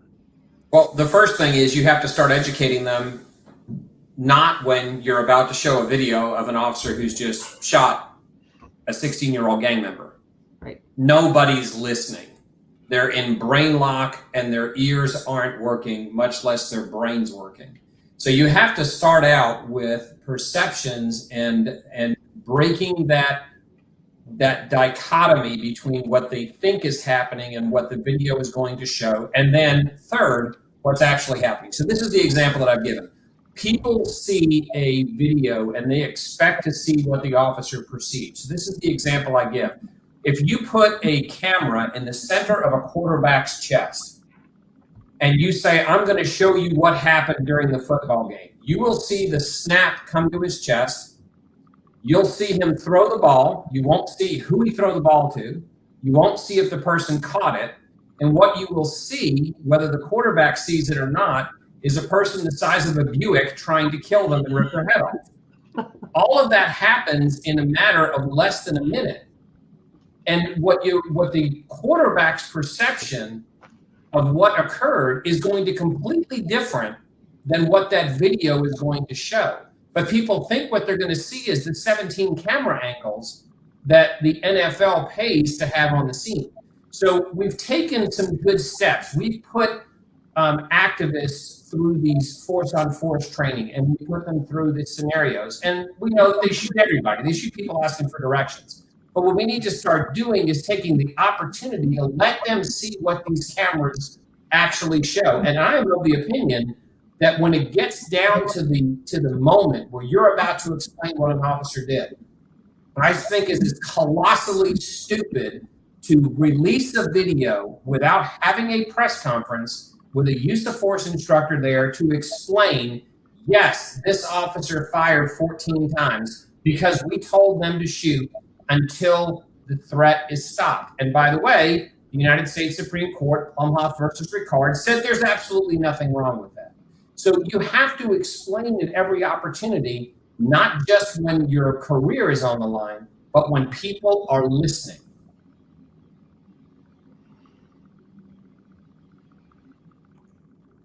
If I can just add to that,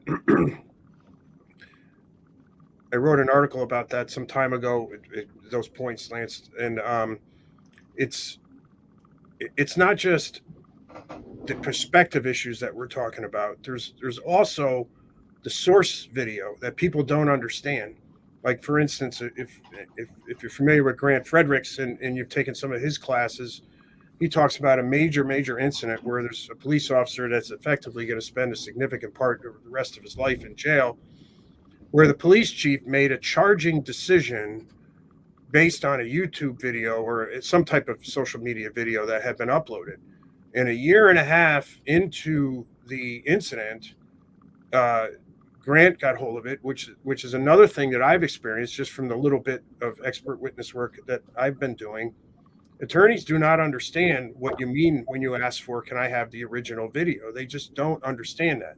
Present company excluded, of course, but and that's discouraging because you really, the more I learn about video, the more it scares me. But anyway, a year and a half into this, Grant's able to determine that the audio and video were not in sync, and what you saw on video was 1.5 seconds disjointed from the audio. And when you corrected it, it made a significant difference in the read of the video. Whether it would have made a change in the outcome of the case or not, who knows? But the point is, the narrative was lost then and there. It was done, and it was done by the police chief who didn't have enough sense to say, before we do a press conference, or I can do the press conference, but before we talk about the video, I need to give this to an expert, a video forensic expert, and ask them and instruct them, please tell me what I need to know about this video.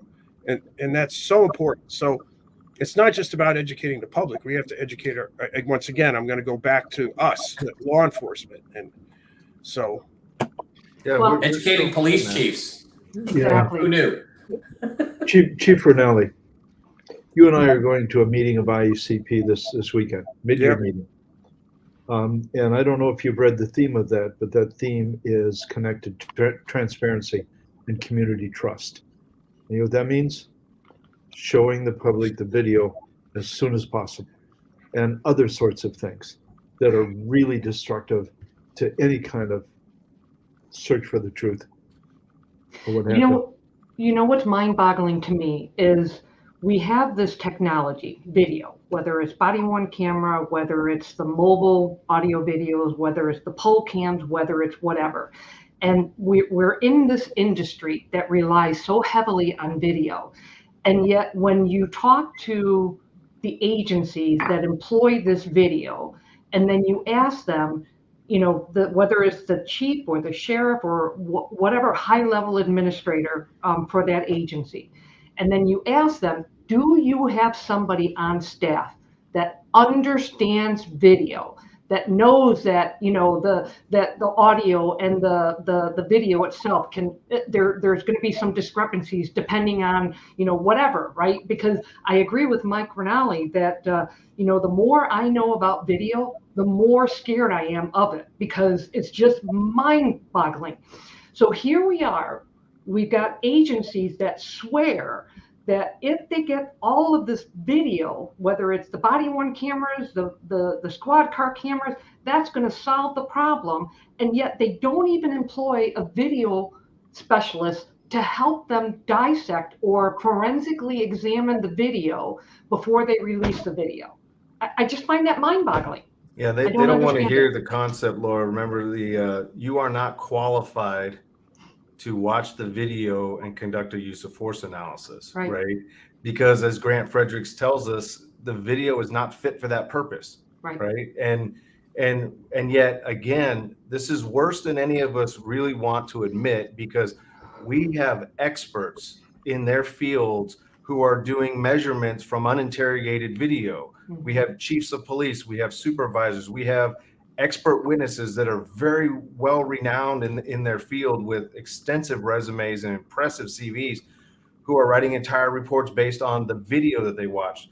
Our first question when we get media requests to watch a video and give us our impression of a national incident is we don't do that. We cannot competently do that, and we won't do that, followed up by, well, so-and-so did it.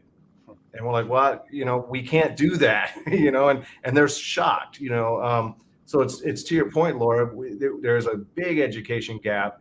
We have to really start with preaching to the choir. I think we have to continue to get louder about that with events like this. I think those are critical points. Now, I'm going to take a quick break here. And when we get back, I'm going to turn it over to Simon Baldwin. What I'm interested in, there's a couple things I want to wrap up this last hour with. One, I want to hear how they do it up in Canada. I'm interested in that, Simon, so we're going to come to you. But then I want to admit there are wrong ways to utilize video. Laura and I have talked about these over the years, how some attorneys utilize video and the risks of doing that. So when we get back from this short break, we're going to wrap up the hour with those two important topics. So Adam, I'm going to turn it back over to you.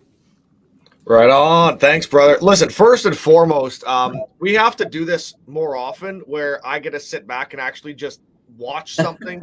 I'm normally running this, so this is the first time I've actually got to actually just sit back and absorb it, which has been so much fun. And the knowledge that you guys are just throwing at everyone is just phenomenal. So thank you guys for that. So, but what I want to do is obviously I want to give the panelists here a second to run to the washroom, grab a drink, refill their coffees and everything like that. So, I said at the beginning of all of this, we're going to do a live giveaway for the 2022 Force Science Conference. And for those of you who don't remember, the Force Science Conference is going to be taking place this June 21st to 23rd in Orlando, Florida. You're going to see myself is going to be there. Obviously, a good chunk of the panel that you see today is going to be presenting. It is going to be at the conference. And it is just going to be a phenomenal event. And what we'd like to do is do a free giveaway. So what I'd like to, I think what I'm going to do is I wrote down a question here earlier. Vaughn was using an example of an officer involved use of force. And here's my question to everybody watching this live right now. And don't put it in the chat. I want you to send it to me via email. I'm going to put my email up here in a second. But what was the actual number of punches thrown by the officer to describe the earlier example of the use of force that Vaughn used at the beginning of this whole conversation? He threw a bunch of numbers out there. I want to know what the actualized number was when they broke everything down. If you can remember that, send me an email, send directly to adam@ilet.network. And the first person to send the correct answer at the end of this, we're going to announce that, and I'll get in touch with you directly and let you know that you've won, obviously. And then you can come and join us in sunny Orlando, which will be a ton of fun. And so again, the question: what was the actual number of punches thrown by the officer in the example that Vaughn gave earlier in that use of force incident. And you can send the email to me at ilet.network. And again, I'm going to bring this back up about the Force Science Conference. You can go onto the website. If you go to forcescience.com, you go to the conference page, you're going to find out, it's going to send you right to the event here. You can go through the agenda. It's 3 days, and you can break down and walk through everything that you're going to see during the conference. Obviously, the speakers are there, all of the amazing speakers, and then the registration, of course, you're able to do it directly live online. And again, we're giving this away. Someone's going to save $800, which is awesome.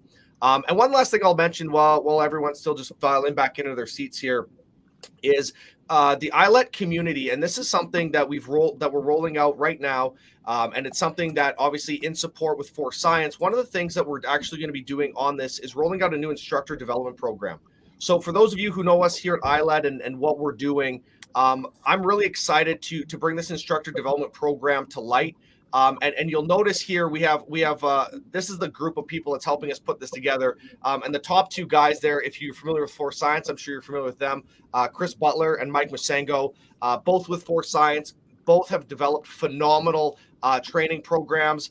Chris Butler developed the Foundations of Psychomotor Skill Development and Methods of Instruction program, which Force Science will also be putting out here very, very shortly, which will be IADList accredited. It's a phenomenal program. If you already know about it, make sure you get in touch with that. And then Mike put together a 300-hour advanced instructional methods, and we're taking all of that and building an instructional development program for everybody. So that's going to be on the network. And right now we have a founding members group that you can join. It's limited to 200 people. We only have a few spots left, and I'll put that link in the chat here for everybody to check out. It's only a couple bucks. It's $500, but you get unlimited lifetime access to the platform. And you join a core group of people that are dedicated to the same mission and values that we are here, which is delivering as much actionable, relevant training to as many officers as possible. And for anybody who follows Force Science, who follows ILET, knows that's what we're here to do. That's why this roundtable was put together. It's so that every officer around the world has access to the experts. They have access to the information that's going to save their lives, save their careers, and hopefully we're going to be able to facilitate that for a very, very long time. So that's what that founding members program is all about. So with that being said, I'm going to kick it back to the panel, and I'm going to go check my emails, find out who won that free conference pass, and you won't see me till the end of all of this. And hopefully you guys enjoy the rest of this conversation with this panel on timing of video review. So Vaughn, I'm going to kick it back to you, brother. Hey, appreciate it. Thank you, Adam. And so Simon Baldwin, we're coming back to you. You emailed me a little bit. We talked about how Canada might not be as litigious a society yet as America, as the United States. And that might impact how you guys are doing business. And also the body-worn cameras might be a newer part of the police profession up in Canada. So can you talk to us a little bit about that and what your experience is? Yeah, thanks, Vaughn. Appreciate that. Body cams haven't been adopted by that many agencies in Canada yet. Prime Minister made a recent announcement that the RCMP is going to roll it out nationally in the next couple of years. So there's been a big push there.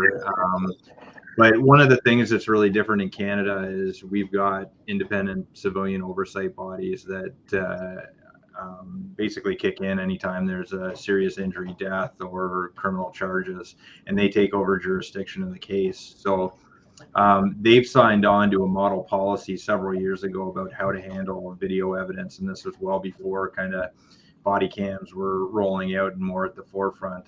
And essentially, their words, not mine, their default position is using body cam as holdback evidence.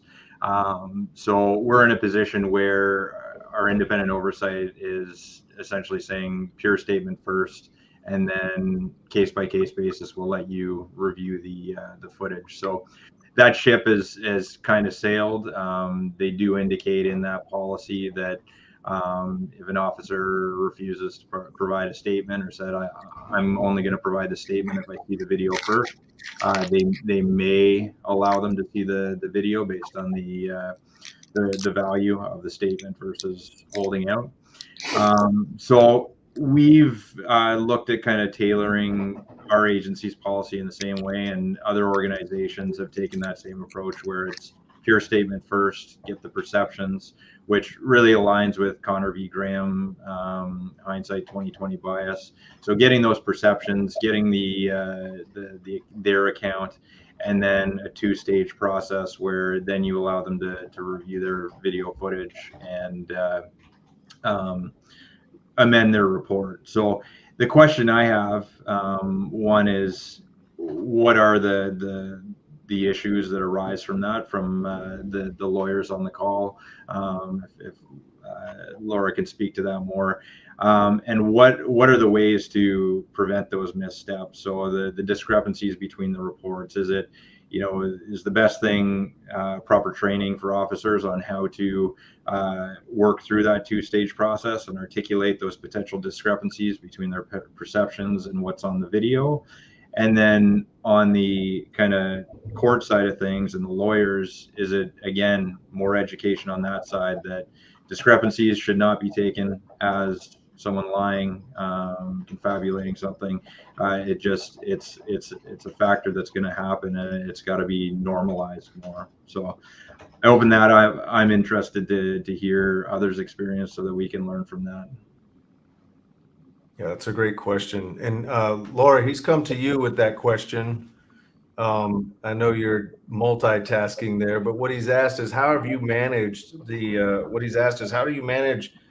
how do you prepare your officers for the process of giving a statement and then watching the video, recognizing that there's going to be inconsistencies?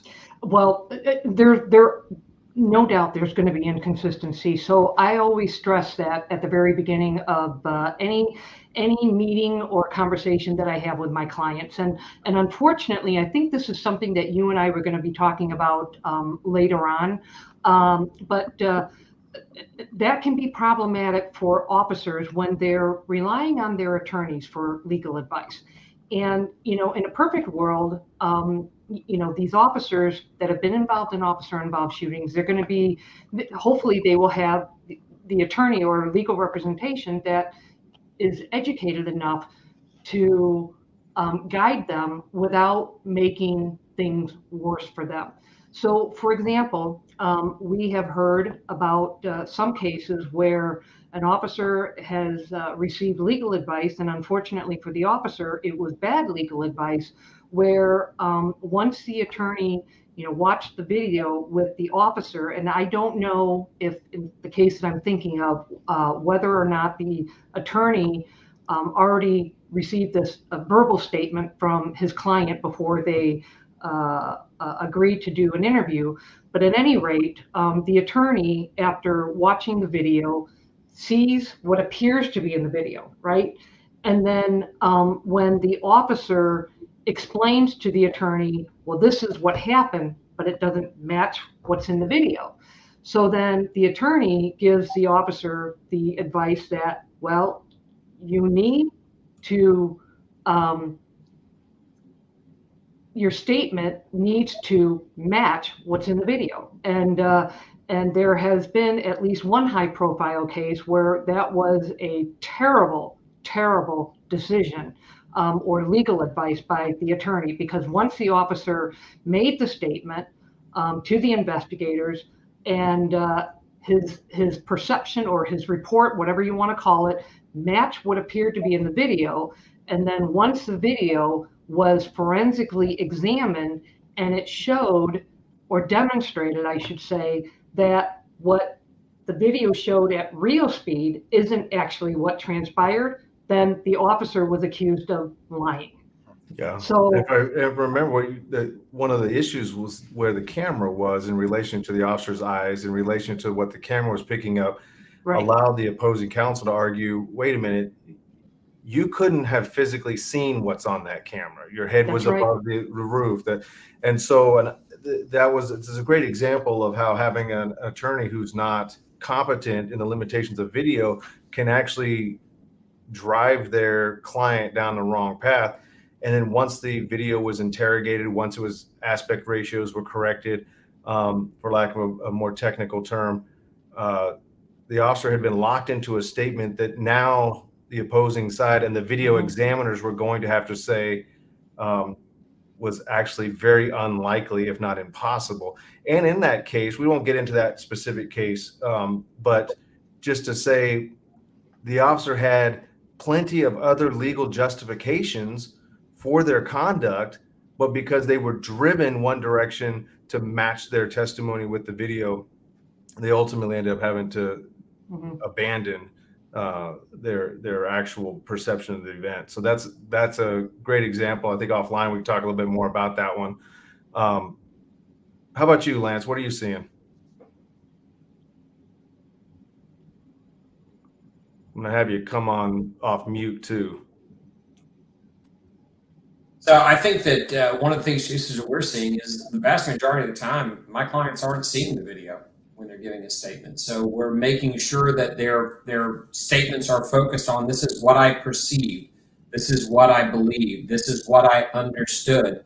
And I have had clients that have given statements that were very clearly indicating that their blindness to things they were not paying attention to was evident from their statement.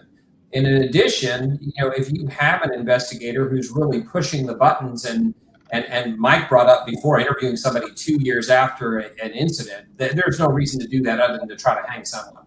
But if you start looking at a situation where you're asking somebody more questions than they can tell you in, this is what I perceived, this is what I understood at the time, I think that the answer from the officer honestly should be, if you let me see the video, I could probably give you a more complete answer. It still may not change what I'm telling you, but if you're going to cross-examine me with the video, then you have to show me the video. And I think that from a fairness perspective, if you show that to a jury and you show that dichotomy to a jury, because one of the questions that we had in the chat was, how do we show the officer's emotional reaction when they see a video and it's different from what they saw? But it's education, kind of getting back to the video sees differently in low light and no light than the officer will, and always will see differently. That's kind of the box you're stuck in. Plus, remembering and reminding clients, the voluntary interview that you give with criminal investigators is over when you decide it's over. And I've one of the brightest cops I ever represented thought on his feet very well, insisted on reading his statement to the investigators, and they said, we have some questions, and he said, no, you don't, and got up and walked out. That's just the way he wanted to give it. It is a voluntary interview. And speaking to that, Lance, sometimes, just to follow up on that, sometimes the client is better off giving a written statement and submitting that. So I can tell you that as of late, I wouldn't say 50% of my clients do written statements, but I'm doing that more and more. And that way they've got, the investigators have a voluntary statement, but is more controlled and is well thought out. And so that's something that we tend to be doing more. Laura, are you doing that in conjunction with yourself? Because officers often are not informed about how to write that statement. Exactly. So no, I mean, when it's a collaboration, let's put it that way. So, and what I mean by that is what I end up doing is I tell my clients, write a statement, or write, I don't want to say it's a police report, but basically just write down everything, that you think is relevant, about what transpired. And because I don't want to put words in his mouth, because it's not my statement, because ultimately, if he's got to testify to it, it's got to be his thought process. It's not mine. And so I think it's very, very important, that everybody on this panel or everybody listening, is not the attorney that's writing the statement. These are the words of my client, but I'm assisting him with trying to bring out what it is that he's thinking, and word choice is a lot of it has to do with just the word choice, because there's 9 ways to skin a cat, right? And some words are better better suited for, describing something, but ultimately it is the story and the scenario are the words of the officer. But the attorney should be involved. Tom, how are you handling those? Yeah, so what we've started to do is, if the officer wants to, so we're usually, I'm sure with Lance and Laura too, we're on call, we'll be in the car within 20 minutes of a shooting and on the way to the scene. So we're meeting with the officer that night, typically giving them the opportunity to speak to us, so that helps them, they have somebody to talk to about it. But then typically what we'll do is have them, if they want to, write out a narrative for only us. So it's protected by attorney-client privilege. And then we will, we don't give statements without watching video. So after they've given that statement, we've got their baseline knowledge. What I do is I tell the officer, look, we give them education on things that may happen, that they're going to see things on the video that they probably don't remember, and that's fine. I explain the difference and educate them on the difference between, hey, if this video refreshes your memory, that's one thing. If this brings back a memory that you actually had, that's one thing. Mm-hmm. I do not want you recreating the memory to match the video. And I tell them that. And I say, I want you to tell the investigator, if the investigator doesn't ask, as you're going through, I want you to say, I saw this on the video. I did not see that in real time. I did not receive that in real time. So they have an opportunity to directly address that in the video. And if they don't do that, sometimes I'll take them through at the end and say, hey, was there anything on the video that, you didn't see in real time, and then give them that opportunity to do that. So that's the way we do that. If there was ever a claim that, they tailored their statement to the video, then we've got that attorney-client privilege narrative that we can disclose if the client wants to. That's up to them. But that's a way to, I think, kind of is a hybrid approach. But by and large, we've, one of the things that's helpful for us when we go out is, and I think it helps put the officer at ease, is we've got kind of our same process we use everywhere. And so we can tell them, hey, this is how it's going to go. And a lot of the agencies, we've worked that out, so they know our process. We can tell the officer up front, this is how it's going to go. And when it goes that way, it puts them at ease, I think, that they're familiar with the process. There's not a bunch of surprises. And so that's just what we've done. We've developed those relationships with agencies across the state and try to do it the same way every time. So there's some of the pushback we get on watching video relative to the timing of their statement is this idea of misinformation. I was hoping, Simon, you might talk a little bit about what's happening, or let me ask it as a question. Do officers always know when their memory is being impacted from watching the video? Is there a possibility that they will truly believe that something they watched on video is something that they actually perceived during the event? Yeah, there's a few different phenomena, and I'm sure Dr. Lewinski could speak more eloquently than I can to those. But there's one area is retrieval-induced forgetting, and the idea is, so let's say you don't provide that pure statement at the onset, and you watch the video. Well, you're retrieving on-camera memories and not the off-camera memories, and by retrieving those on-camera memories, you start to forget the off-camera memories. So you lose those more perception-based items. And there's several studies out there that have shown that by providing the video first, you lose a lot of those perception-based information that officers would report in a pure statement. Another one is the misinformation effect. Again, like was stated before, where stuff that wasn't necessarily seen at the time is then incorporated. Well, I must have seen that, or oh, now I think that I saw that, and that gets incorporated into their memory and really contaminates their memory and their perceptions of the event.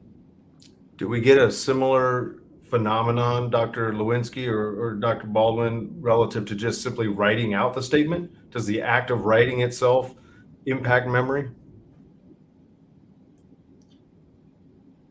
If I can, yeah. So in the study that we did, Again, we had the standard use of force report, written report, versus the cognitive interview, and the level of detail was not the same initially after the incident, but 48 hours later, even if you did that initial statement, but then did a cognitive interview later, you brought your memory up to the same level as if you had done a cognitive interview initially. So there's some mixed effects there, but it's basically you're remembering things once, which is solidifying those memories at the onset.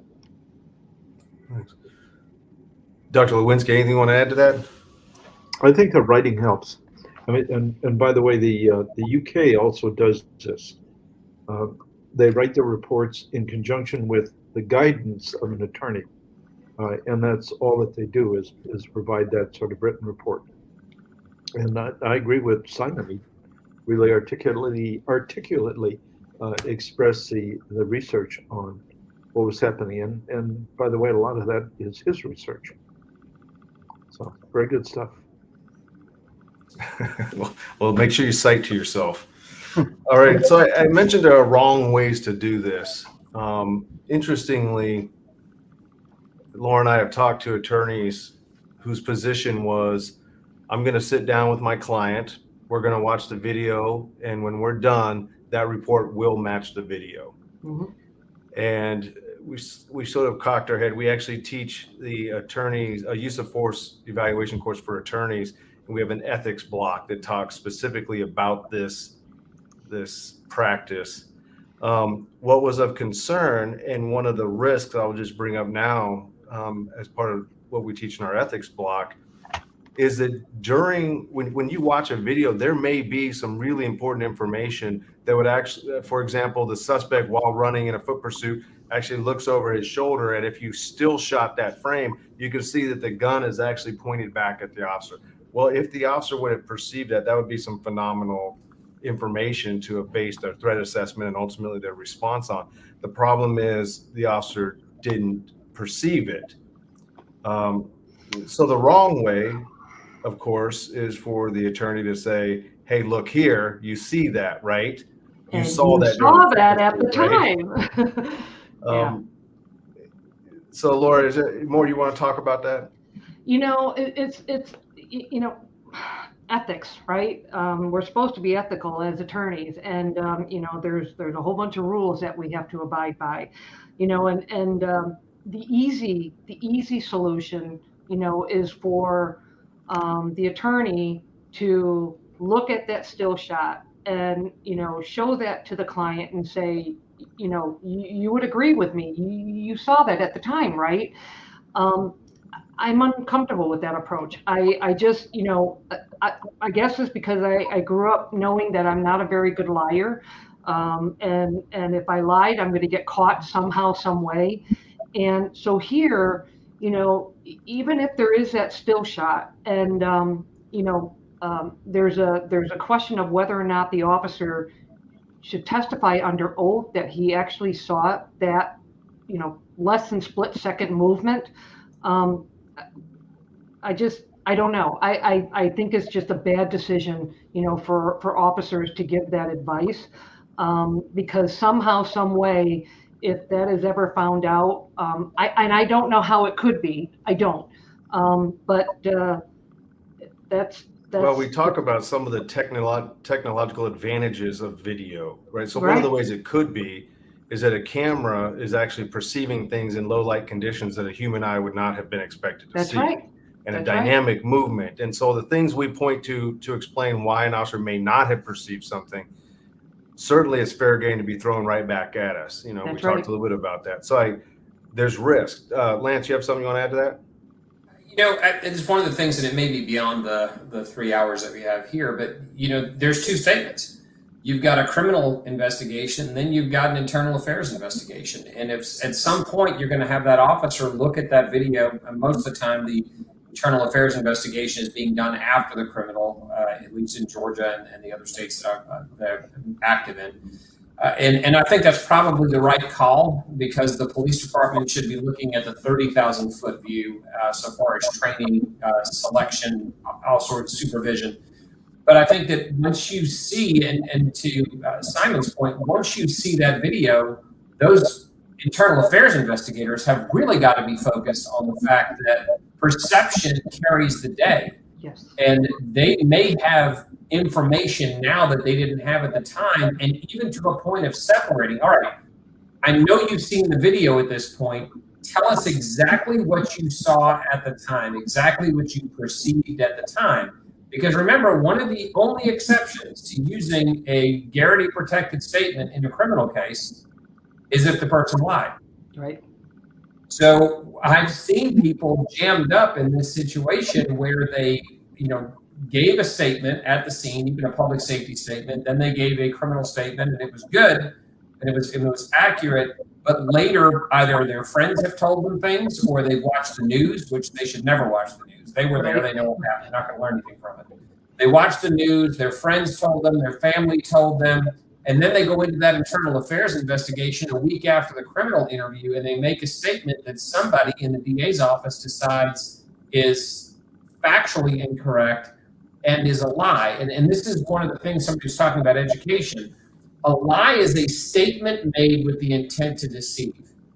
It's not being wrong. It's not being incorrect, and it's not being inaccurate. It is an intentional act. And all of the information we're talking about is lost if we have people that are coming from a motivation of trying to catch the officer in a lie and trying to argue that their perceptions don't matter, that the video carries the day, when the video may be completely irrelevant. Most of the time, quite frankly, it usually is. Yeah. Tom, you want to add to that? No, I agree with all of that. And no, I don't have a whole lot more to add. No, that was excellent. So yeah, some of the questions are, one of the other risks is that an officer might be asked to tailor their video or tailor their statement to a video only to find other videos come out that are different. Yes. Daniel Richards put that question out there, and I think trying to tailor your statement to any video has immense risk. That's not the least of which there's other videos, right? What are you going to tailor it to? I'll say the lack of sophistication or the incompetence maybe is less charitable of some of the investigators and some of the people who are conducting these interviews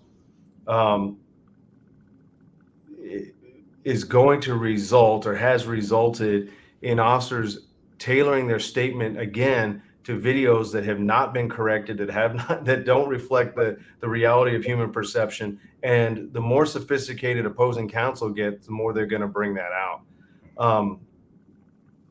What was the other thing, Laura, we were hearing from,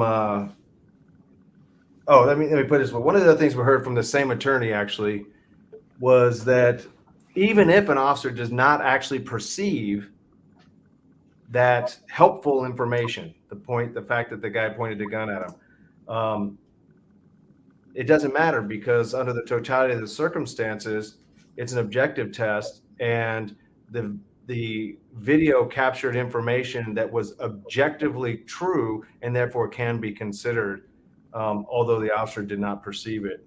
I'll throw that out there. I'll start with you, Lance. What do you think of that theory? You better not do it in a reasonable belief state, because in a reasonable belief state, it matters what your reasonable belief was at the time. If you didn't have the ability to perceive that at the time, then it's irrelevant. That's for arguments for lawyers and immunity hearings. Yeah. And I think what I saw is I was like trying to do the mental gymnastics. My initial reaction was just no. I don't know. I just no, right? But I thought, okay, this guy's not crazy. This guy has a lot of experience. Where is he getting this from? And I again, to steal Tom's word, to be most charitable, we know officers make threat assessments based on training, education, experience, and reasonable inferences. And so if they're basing their threat assessment on reasonable inferences, and then information later learned actually validated the reasonableness of that inference, in fact, it not only was a reasonable inference, but bore out to be true, then I can see that it can be used to make that case, that the officer not only was reasonable, but ultimately ended up being right.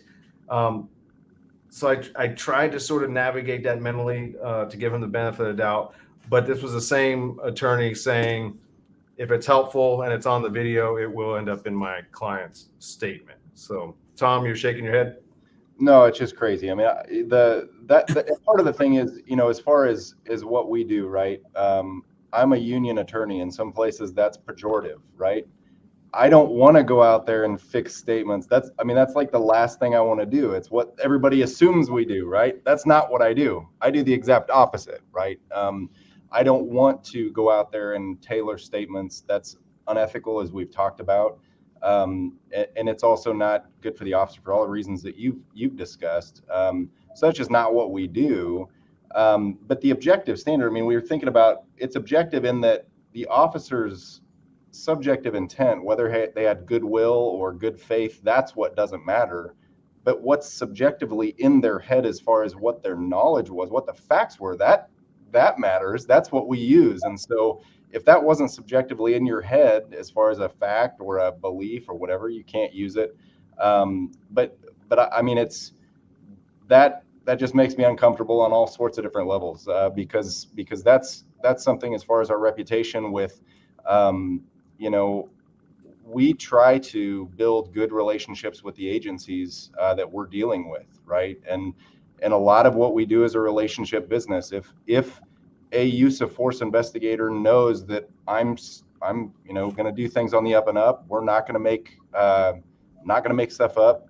I've had use of force investigators tell me afterwards, hey, your clients didn't get their stories together. Your clients didn't have stories that all matched. How, what's up with that? I'm like, yeah, that's because I didn't counsel them to get their clients' stories together, right?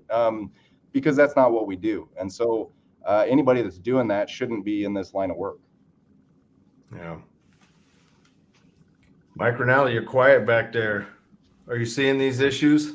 I'm just hanging. I just want to maybe state an obvious thing, though, and that is that in many, many cases, and I don't want anybody to get the wrong idea on this, but video is a great thing to have, because it can really kind of lay things out. There's been some very, very prominent cases out there that would have turned into a bigger mess without that obvious depiction of the threat that the officer faced. So I just wanted to at least say that. But Vaughn, to what maybe I misunderstood what you were getting at there, but that subconscious aspect, Bill, one of the webinars that we did, we had talked about that pattern recognition, so you're not perceiving the gun, you're perceiving, say, the action that is consistent with bringing forth a gun, which leads to, unfortunately,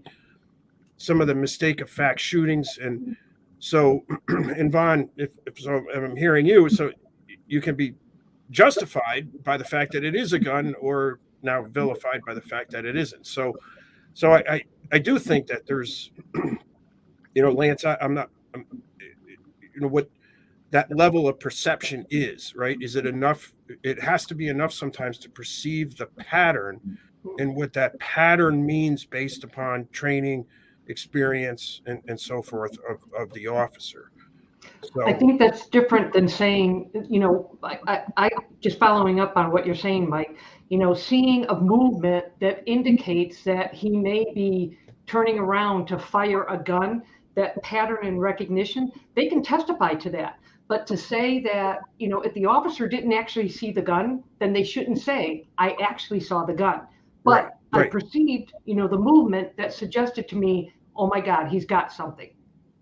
And I do think that some people, sometimes they gram themselves into trouble, right? They create testimony to fit the, there was a prominent case that an officer got sentenced to 12 years. I think it got reduced, but he had never told his story because he was criminally prosecuted. So I was following the trial, and I'm waiting for what he's going to testify to and finally hear his perspective. And I thought he was going to say, it was a mistake. I pulled the trigger by accident, and and I don't know what the actual facts are, but when I read his testimony and how he articulated what happened, I may have convicted him too,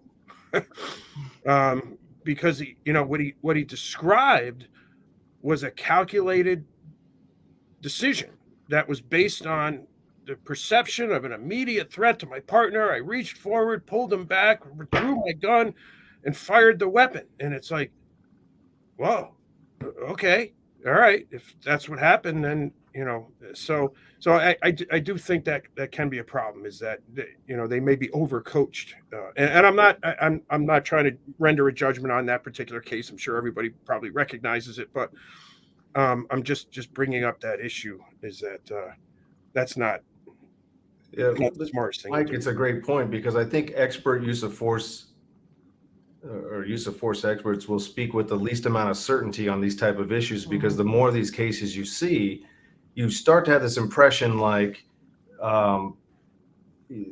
these officers need to be reasonable but not right. Their perception is going to be different than the video. They're going to be focused on the most salient stimulus in the environment, and the story we're going to hear is going to be one somewhat of chaos and incomplete, and they're going to tell us why they were focusing on what they were focusing on, perhaps. And then our bias is then if another officer comes in and very calmly explains, I was approached at a 45-degree angle at approximately 6.5 feet from the suspect, at which time I noticed the suspect took a 45-degree angle and reached back with, and we start to hear extraordinary details and are thinking like, wait a minute, this isn't how critical incidents typically unfold or typically experience or typically remember.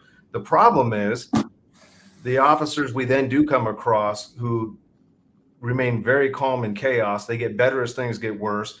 They've been through so many critical incidents that they might very reasonably have been perceiving the event in such a way that they could recite those things. And I've been on both sides of that. I've been in the chaos, and I've been in the ones where I could tell you with some precision that my arousal state was optimal. I can remember details because I knew they were important to remember, and that comes much later in your career.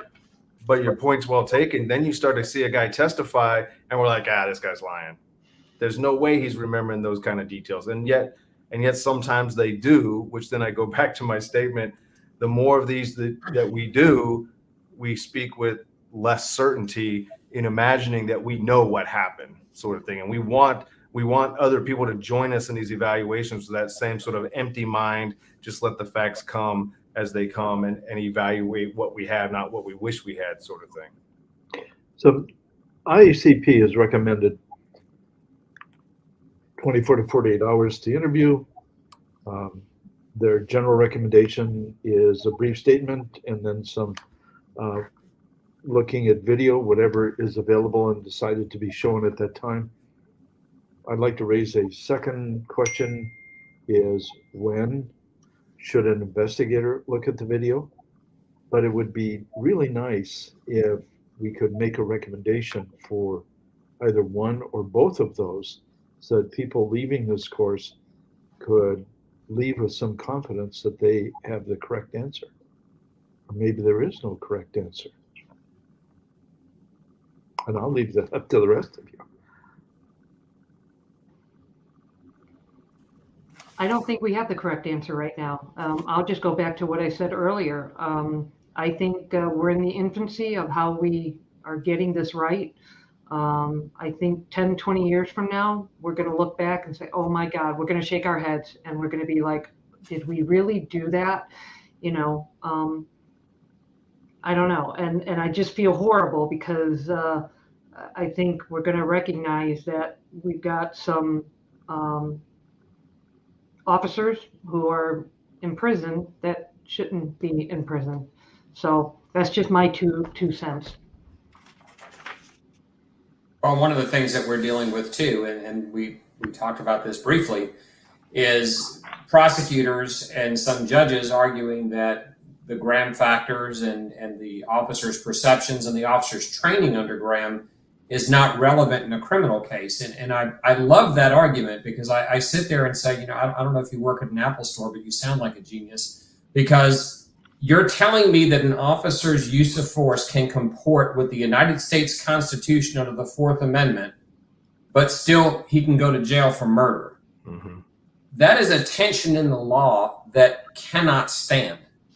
And we've gotten this argument between what a prosecutable case is and what an error may even be, or what a misconception may be, or the fact that an officer used force and they're so well trained in low light. What Mike was saying, their reaction was to nonverbal cues, which the law recognizes in court and evidence. They're nonverbal cues that they reacted to and fired before, at the time, they could even perceive why they were doing it. Mhm. And when you get back there and ask them to reconstruct that 3/4 of a second where that decision was made between this is a foot chase and I've just fired, asking them for that level of detail is ridiculous. There's a reason we have black boxes in airplanes. Even though those pilots, I wish cops had just as much training in simulators as the average ATP level commercial pilot. They don't. But we put black boxes in airplanes to track every single thing that's done, even when the pilot may be there to tell us what happened. And we recognize they may not even know. They may react because we've trained them so well.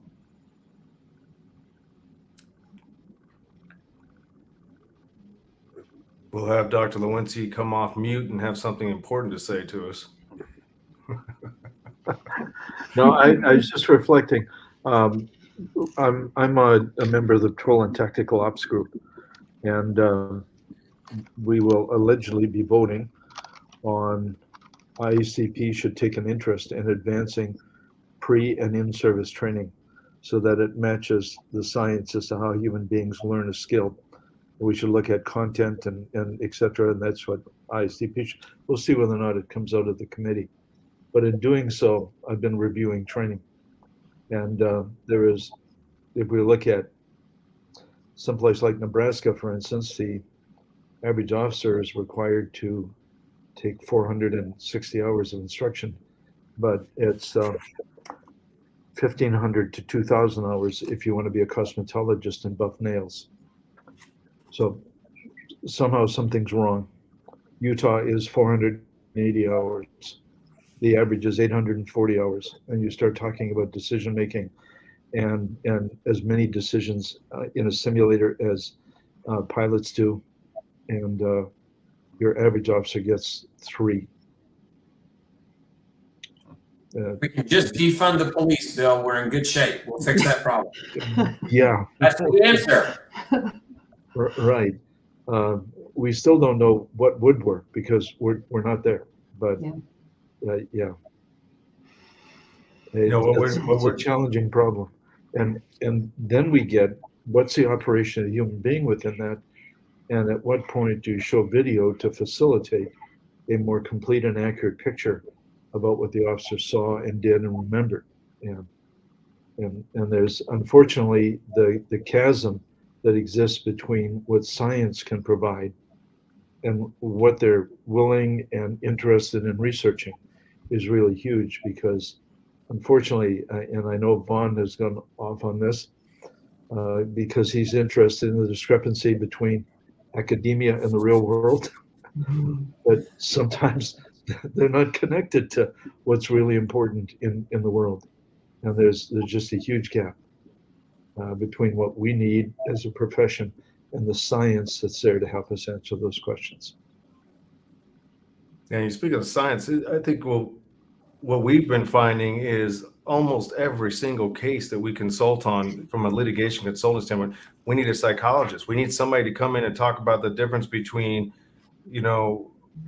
recognition prime decision making and rational decision making. And when we look at a video, it forces us to do rational decision making. It forces the investigator to start doing the what if and what about and how come you didn't. And all of that is a rational course of action development, course of action comparisons, which is not how officers are experiencing these events. And so it's another danger of using video as a tool, as an investigative tool, by people who don't understand the limitations of it. So that point's been made several times today, and I would just reiterate it. There is seldom a case. We have plenty of use of force experts, plenty of human factors discussions. We have plenty of police practices experts. But in every case, we still need someone to come in and say, you are imagining that people make decisions with a whole lot more rational thought than what is actually occurring in those events. And that person needs to be able to testify. Like, that's where we're at. We have to lay that foundation before we could even lay all the other layers of use of force, threat assessments, and police practices on top of it. Most of them are excluded based on an argument that they're not relevant. Yeah. Well, we're hearing lots. Yeah, we'll have another podcast on how to utilize experts and which ones we actually need. And which ones the insurance companies will pay for. Yeah. Okay. Right. That's a huge issue. Yeah, and I'll keep making this point because I think it's important. We are seeing as many civilian cases as we are police cases. These concepts, these concerns, they apply across the board. Our public defenders offices that are looking at these inner city violence cases, they need to have this information as well. There are people in those inner cities that demand to have competent investigations of their problems. And I just did a presentation for US Law Shield, and one of the defense attorneys in the back who does predominantly civilian cases, he knows what we do. We were invited in to speak, and he says, don't you guys teach this stuff to police and to police investigators? And I'm like, this stuff. And he's talking about what we're talking about tonight, human factors application to use of force encounters. And I was like, well, that's exactly what we do. And he's like, well, you're not getting to enough of them because they're still evaluating our cases as though they've never heard of a concept of action and reaction and threat assessment and distance studies. The things that we work so hard to make sure the police world knows. They're frustrated. And so I want to continue to make that point. What we're identifying as issues relative to video limitations, human factors issues, they apply across the board. And I think if society recognizes that, there might be a little bit of a more of a handhold across the aisle, rather than imagining this is just stuff we make up to defend cops. A very valid point. Hey, it's 10:46 on the East Coast. We have 15 minutes left. And what I want to do is give everybody the opportunity before we close out tonight to go once around. And if you have any final thoughts, concerns, recommendations for more discussions, take this time now, take a few minutes and talk to the audience. Mike Ranalli, I'm going to start with you. And thank you, first of all, for joining us tonight. It's always great to see you. Yeah, I'm looking forward to the conference this year, and I'm just glad you brought that up about the across the board, because my actual first exposure to a lot of these memory related issues was related to research I was doing on the police role in wrongful convictions and how we can be better investigators and avoid that stuff. So you're right. Everything we're talking about here really does have significant implications and should be understood by all investigators. Now, ever since I went to the first week-long course, I teach the police basic school here at our regional academy. I'm going to show my age in a minute, but I've started my 63rd consecutive session, and I emphasize the importance of them understanding all this, not just for how they're going to act, but also how they're going to be interpreting what they're going to be investigating. So I think that's really, really important. And just back to the whole video. Look, folks, for out there, if you don't have the resources within your own department to have something like Input ACE or some type of software, video interrogation software, then you need to create a mutual aid or a collaboration within your counties or whatever you have. You need to have that, because again, it's not just about the police related stuff. You have to know and understand what the videos are telling you and what they're not telling you. And we had another incident around here where there was a video that was just being used to vilify the police officer, and And bottom line is the video was not fit for the purpose of determining whether the guy made a motion or didn't make a motion toward the officer. It wasn't fit for it because of the poor quality and pixelation and everything. So anyway, I'll leave it at that. These are very complicated issues. I certainly wish, like Bill, I wish we could have answered those two questions definitively, but you know, I've learned a long time ago, physical evidence trumps all for the most part. And then you go to your witnesses, and a cop is a witness, a video is a witness. So you have to give it the proper and understand the potential limitations of those. That's all. Absolutely. Hey, thank you, Mike. Hey, Laura, how would you like to close out tonight? I'm going to close out by saying, you know, if you really want to find another job, become a video forensic person, because there's work to be had. And seriously, and I'll just go back to the point that I made earlier and what Mike Ranalli just pointed out. You know, we've got all of this video and really a lack of understanding as to what the video means. And so if your agency does not have a video forensic individual, develop a mutual aid, you know, where there's one or two people that can work on behalf of several agencies. So it's a very, very important aspect. And by the way, I just want to thank everybody here tonight. It is just a genuine pleasure, you know, to listen to you all. I have a lot of respect for every single person on this panel, and I hope we get to do this again, because, you know, when we're able to talk freely as opposed to in a structured setting of, you know, I don't know, a seminar or things like that, you don't get points across like you would in a situation like this. So I'm hoping we can do more of these in the future. I want to thank the people that have attended, you know, and the questions are awesome, because it gets us as attorneys, as scientists, as investigators to think about what other people are asking. And so hopefully we get to do this again. Hey, thank you so much, Laura. Lance LoRusso.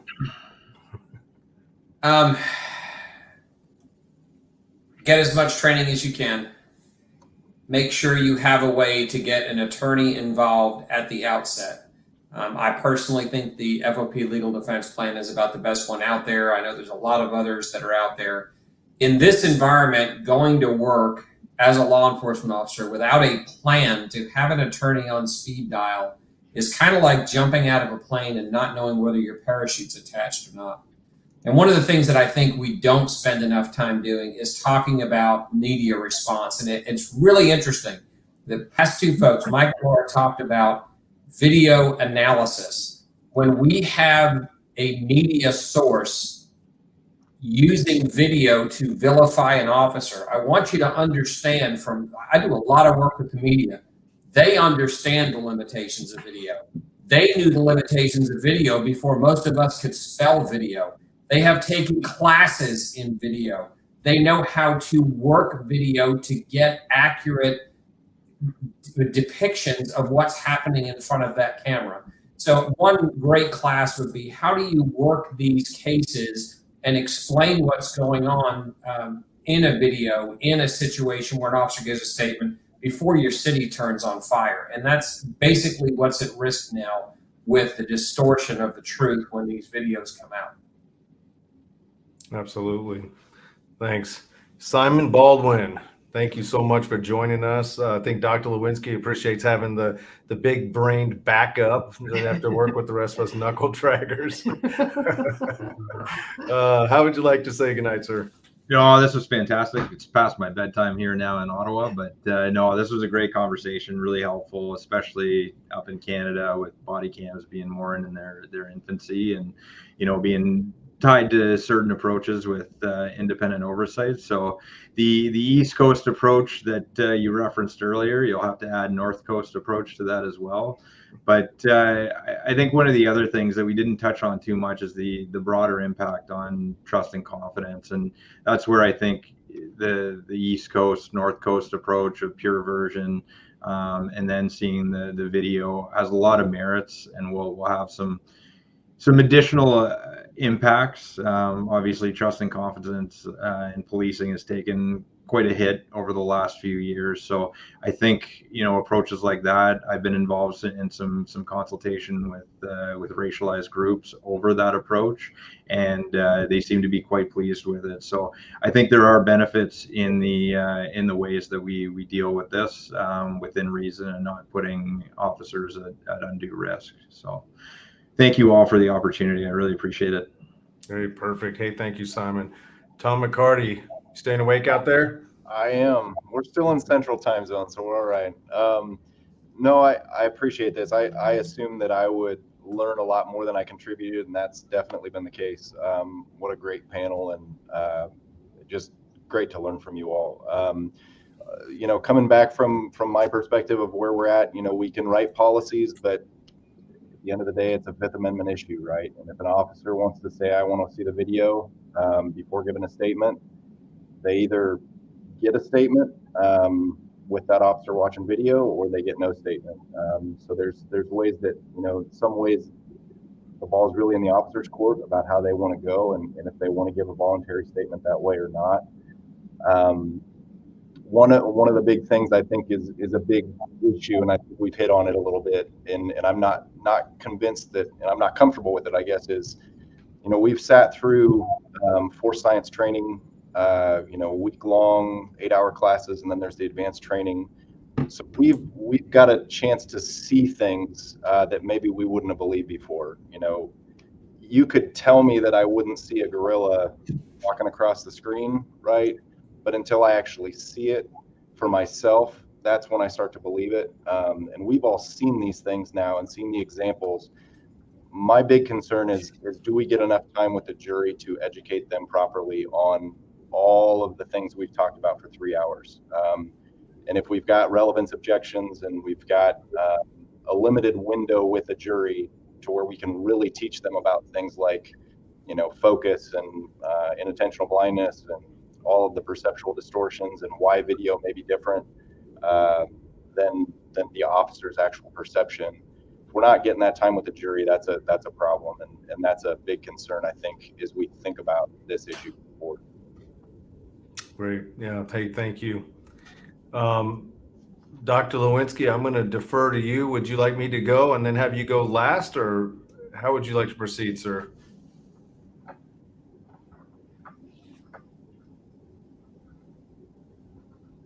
Okay, Lance is gone. Okay.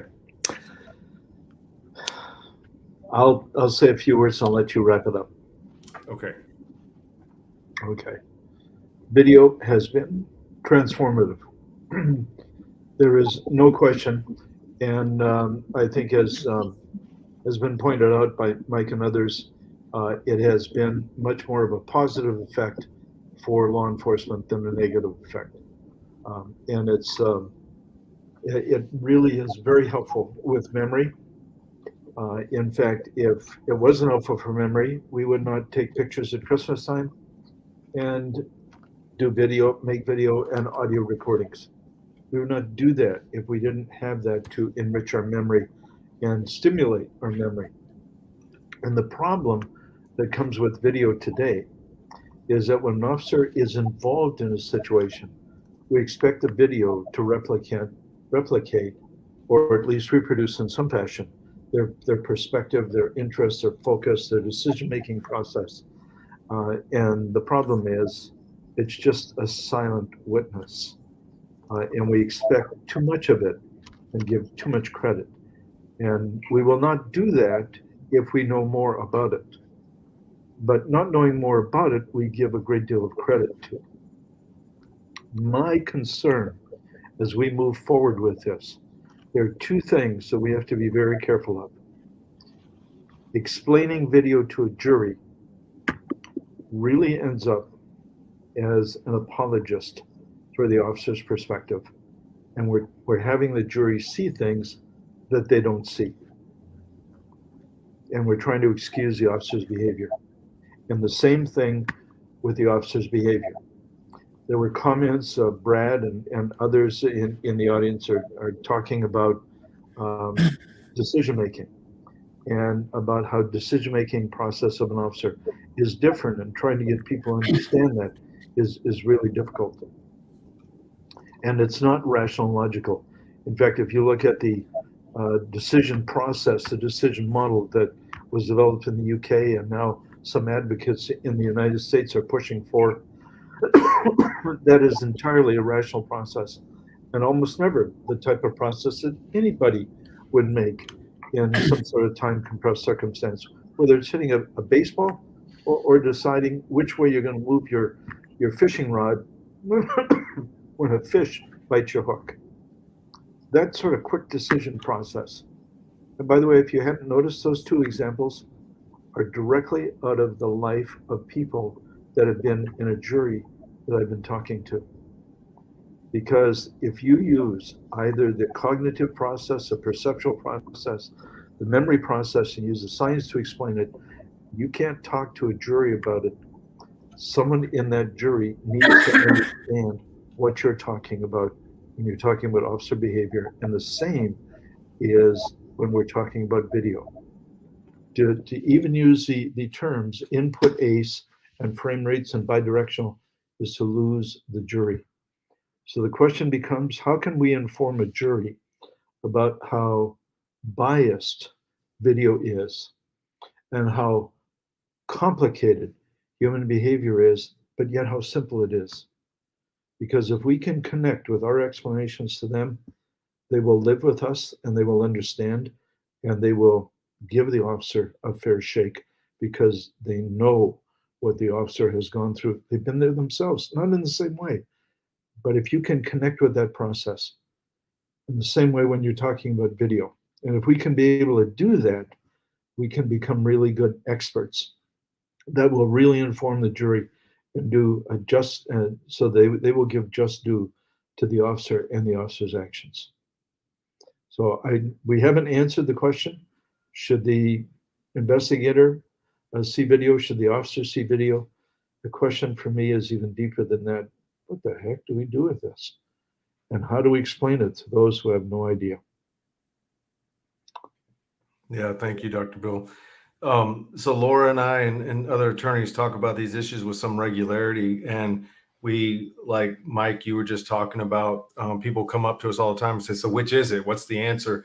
And you have to become very comfortable saying, well, it depends, right? It depends on the competence of the supervisor, of the investigator, the competence of your attorney, and the officer themselves. How comfortable are they recognizing that there are going to be perceptual distortions in their experience versus that which is portrayed on video? How comfortable they're saying, I just don't know, I don't remember, I didn't see that, that wasn't my impression. And all of this is the type of answers we get as attorneys talking to individual clients in specific jurisdictions.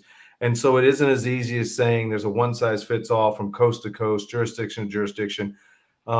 And as Simon pointed out, there's sometimes it's just completely different goals. If one of our goals is to increase community trust, right? Well, is that the individual officer's goal in that moment when they've been involved in a critical incident and they're sitting there with their attorney going, what do I do? And they're saying, well, one way we're going to protect you, but there's another way we could that would actually have a more of a strategic level benefit of improving community trust. Well, the individual officer may not want that to fall on their back in that moment, right? They want to be protected. They want to be the priority. And so it's not easy. These are not easy questions. I want to thank everybody who joined us tonight to continue to have this conversation. It's not the last time we're going to have it. And I would also like to encourage folks, if you're not a member of Force Science News, all of these issues, we've written about these discussions. We're going to continue to write about them. Force Science News is free. Sign up for it on our website, forcescience.com. And another thing to think about, you need to have competent attorneys. At a minimum, your attorneys need to understand the limitations of video and the challenges that officers are facing when trying to translate a critical incident experience into a body of information that's going to help the investigation. We have a course for attorneys, and we also have a course for senior leaders now, an executive level use of force evaluation course to remind them and to sensitize them to these issues we've been talking about tonight. So if that's something your agency or your attorneys in your jurisdiction could benefit from, get a hold of us. Let's get that training out to them. We've got to preach to the choir a lot longer before we even start to consider how we can do a better job of educating the public and some of these civilian oversight groups. So Adam, I'm going to turn it back over to you. I want to thank everybody for joining us. And if I could have just another second, please. Oh, absolutely. Okay. Patricia Thiem and I have often commented on how fortunate we have been because of the great people that we have met through our research and through the police profession. And this group tonight is just an example. We're friends with all of you, and we really appreciate and value you, and thank you for sharing your time and your expertise with us. It's just another example of how blessed we are to share this journey with so many of really talented people like this committee, and also with Adam. And thank you all. Awesome. Well, first and foremost, I mean, wow, what a hell of a conversation. You know, we're 3 hours into this. I told you guys at the beginning, it's 3 hours. It may seem like a long time, but it goes by super quickly, right? It's one of those things. And a huge thank you to all of you for taking the time and being a part of this. I mean, I'm honored that ILET has the opportunity to host a conversation like this. Obviously, I love Bill and the Force Science team to death, so there's no way I would not jump all over this. And so if I could just ask all of you real quickly to just hang out while we go through the last little pieces here for a quick AAR at the end. And we'll touch base because I'm going to have the chance to see most of you in Orlando here in a month or two, which will be phenomenal. And one really cool thing that we're going to be doing, and this may be a surprise to even some of the Force Science folks on the panel, is we're going to be running a live roundtable during the conference one of the evenings. But unlike what you're used to seeing here, it's going to be completely closed door. So there's no cameras, there's no mics, there's no recording. It'll may or may not be sponsored by a local distillery. I'll see what I can do. But the conversation is going to be a raw, open discussion. So the only way to be a part of that is to join us in Florida this June for the Force Science Conference. So I'm just going to throw that out there. So if you guys can just hang out for a quick second, I want to do the giveaway for the free pass here that we're giving away to the Force Science Conference, and the winner is Landon. Landon is a deputy out of a sheriff's office in Indiana that I cannot pronounce, so I'm not going to say it. So Landon, congratulations, brother. We're going to make sure that you get we'll put you in touch with the team at Force Science, and we'll get that sent off to you. And for the rest of you who answer those questions, the correct answer was 12, by the way. If you were wondering what the answer was, there's a lot of 14s in there, some 8s, some 6s, all numbers that were thrown out, but the correct answer was 12. So thank you for participating. And I'll do my best to strong arm the team at Force Science to maybe throw out some discounts or something for the conference as well, for those of you who didn't quite get it. That being said, next week, if you guys are interested in these roundtables, next week we are doing another roundtable on human performance. This time we're talking about bridging physical fitness and mental wellness. So on the panel, obviously we have some folks on there that I'm sure you're familiar with, and some amazing experts like Dr. Chuck Samuels, who's out of Calgary, who runs the Center for Sleep and Performance. And that's actually, they developed the sleep and fatigue management program for the RCMP, which has also now been recently adopted by the College of Physicians and Surgeons up in Canada.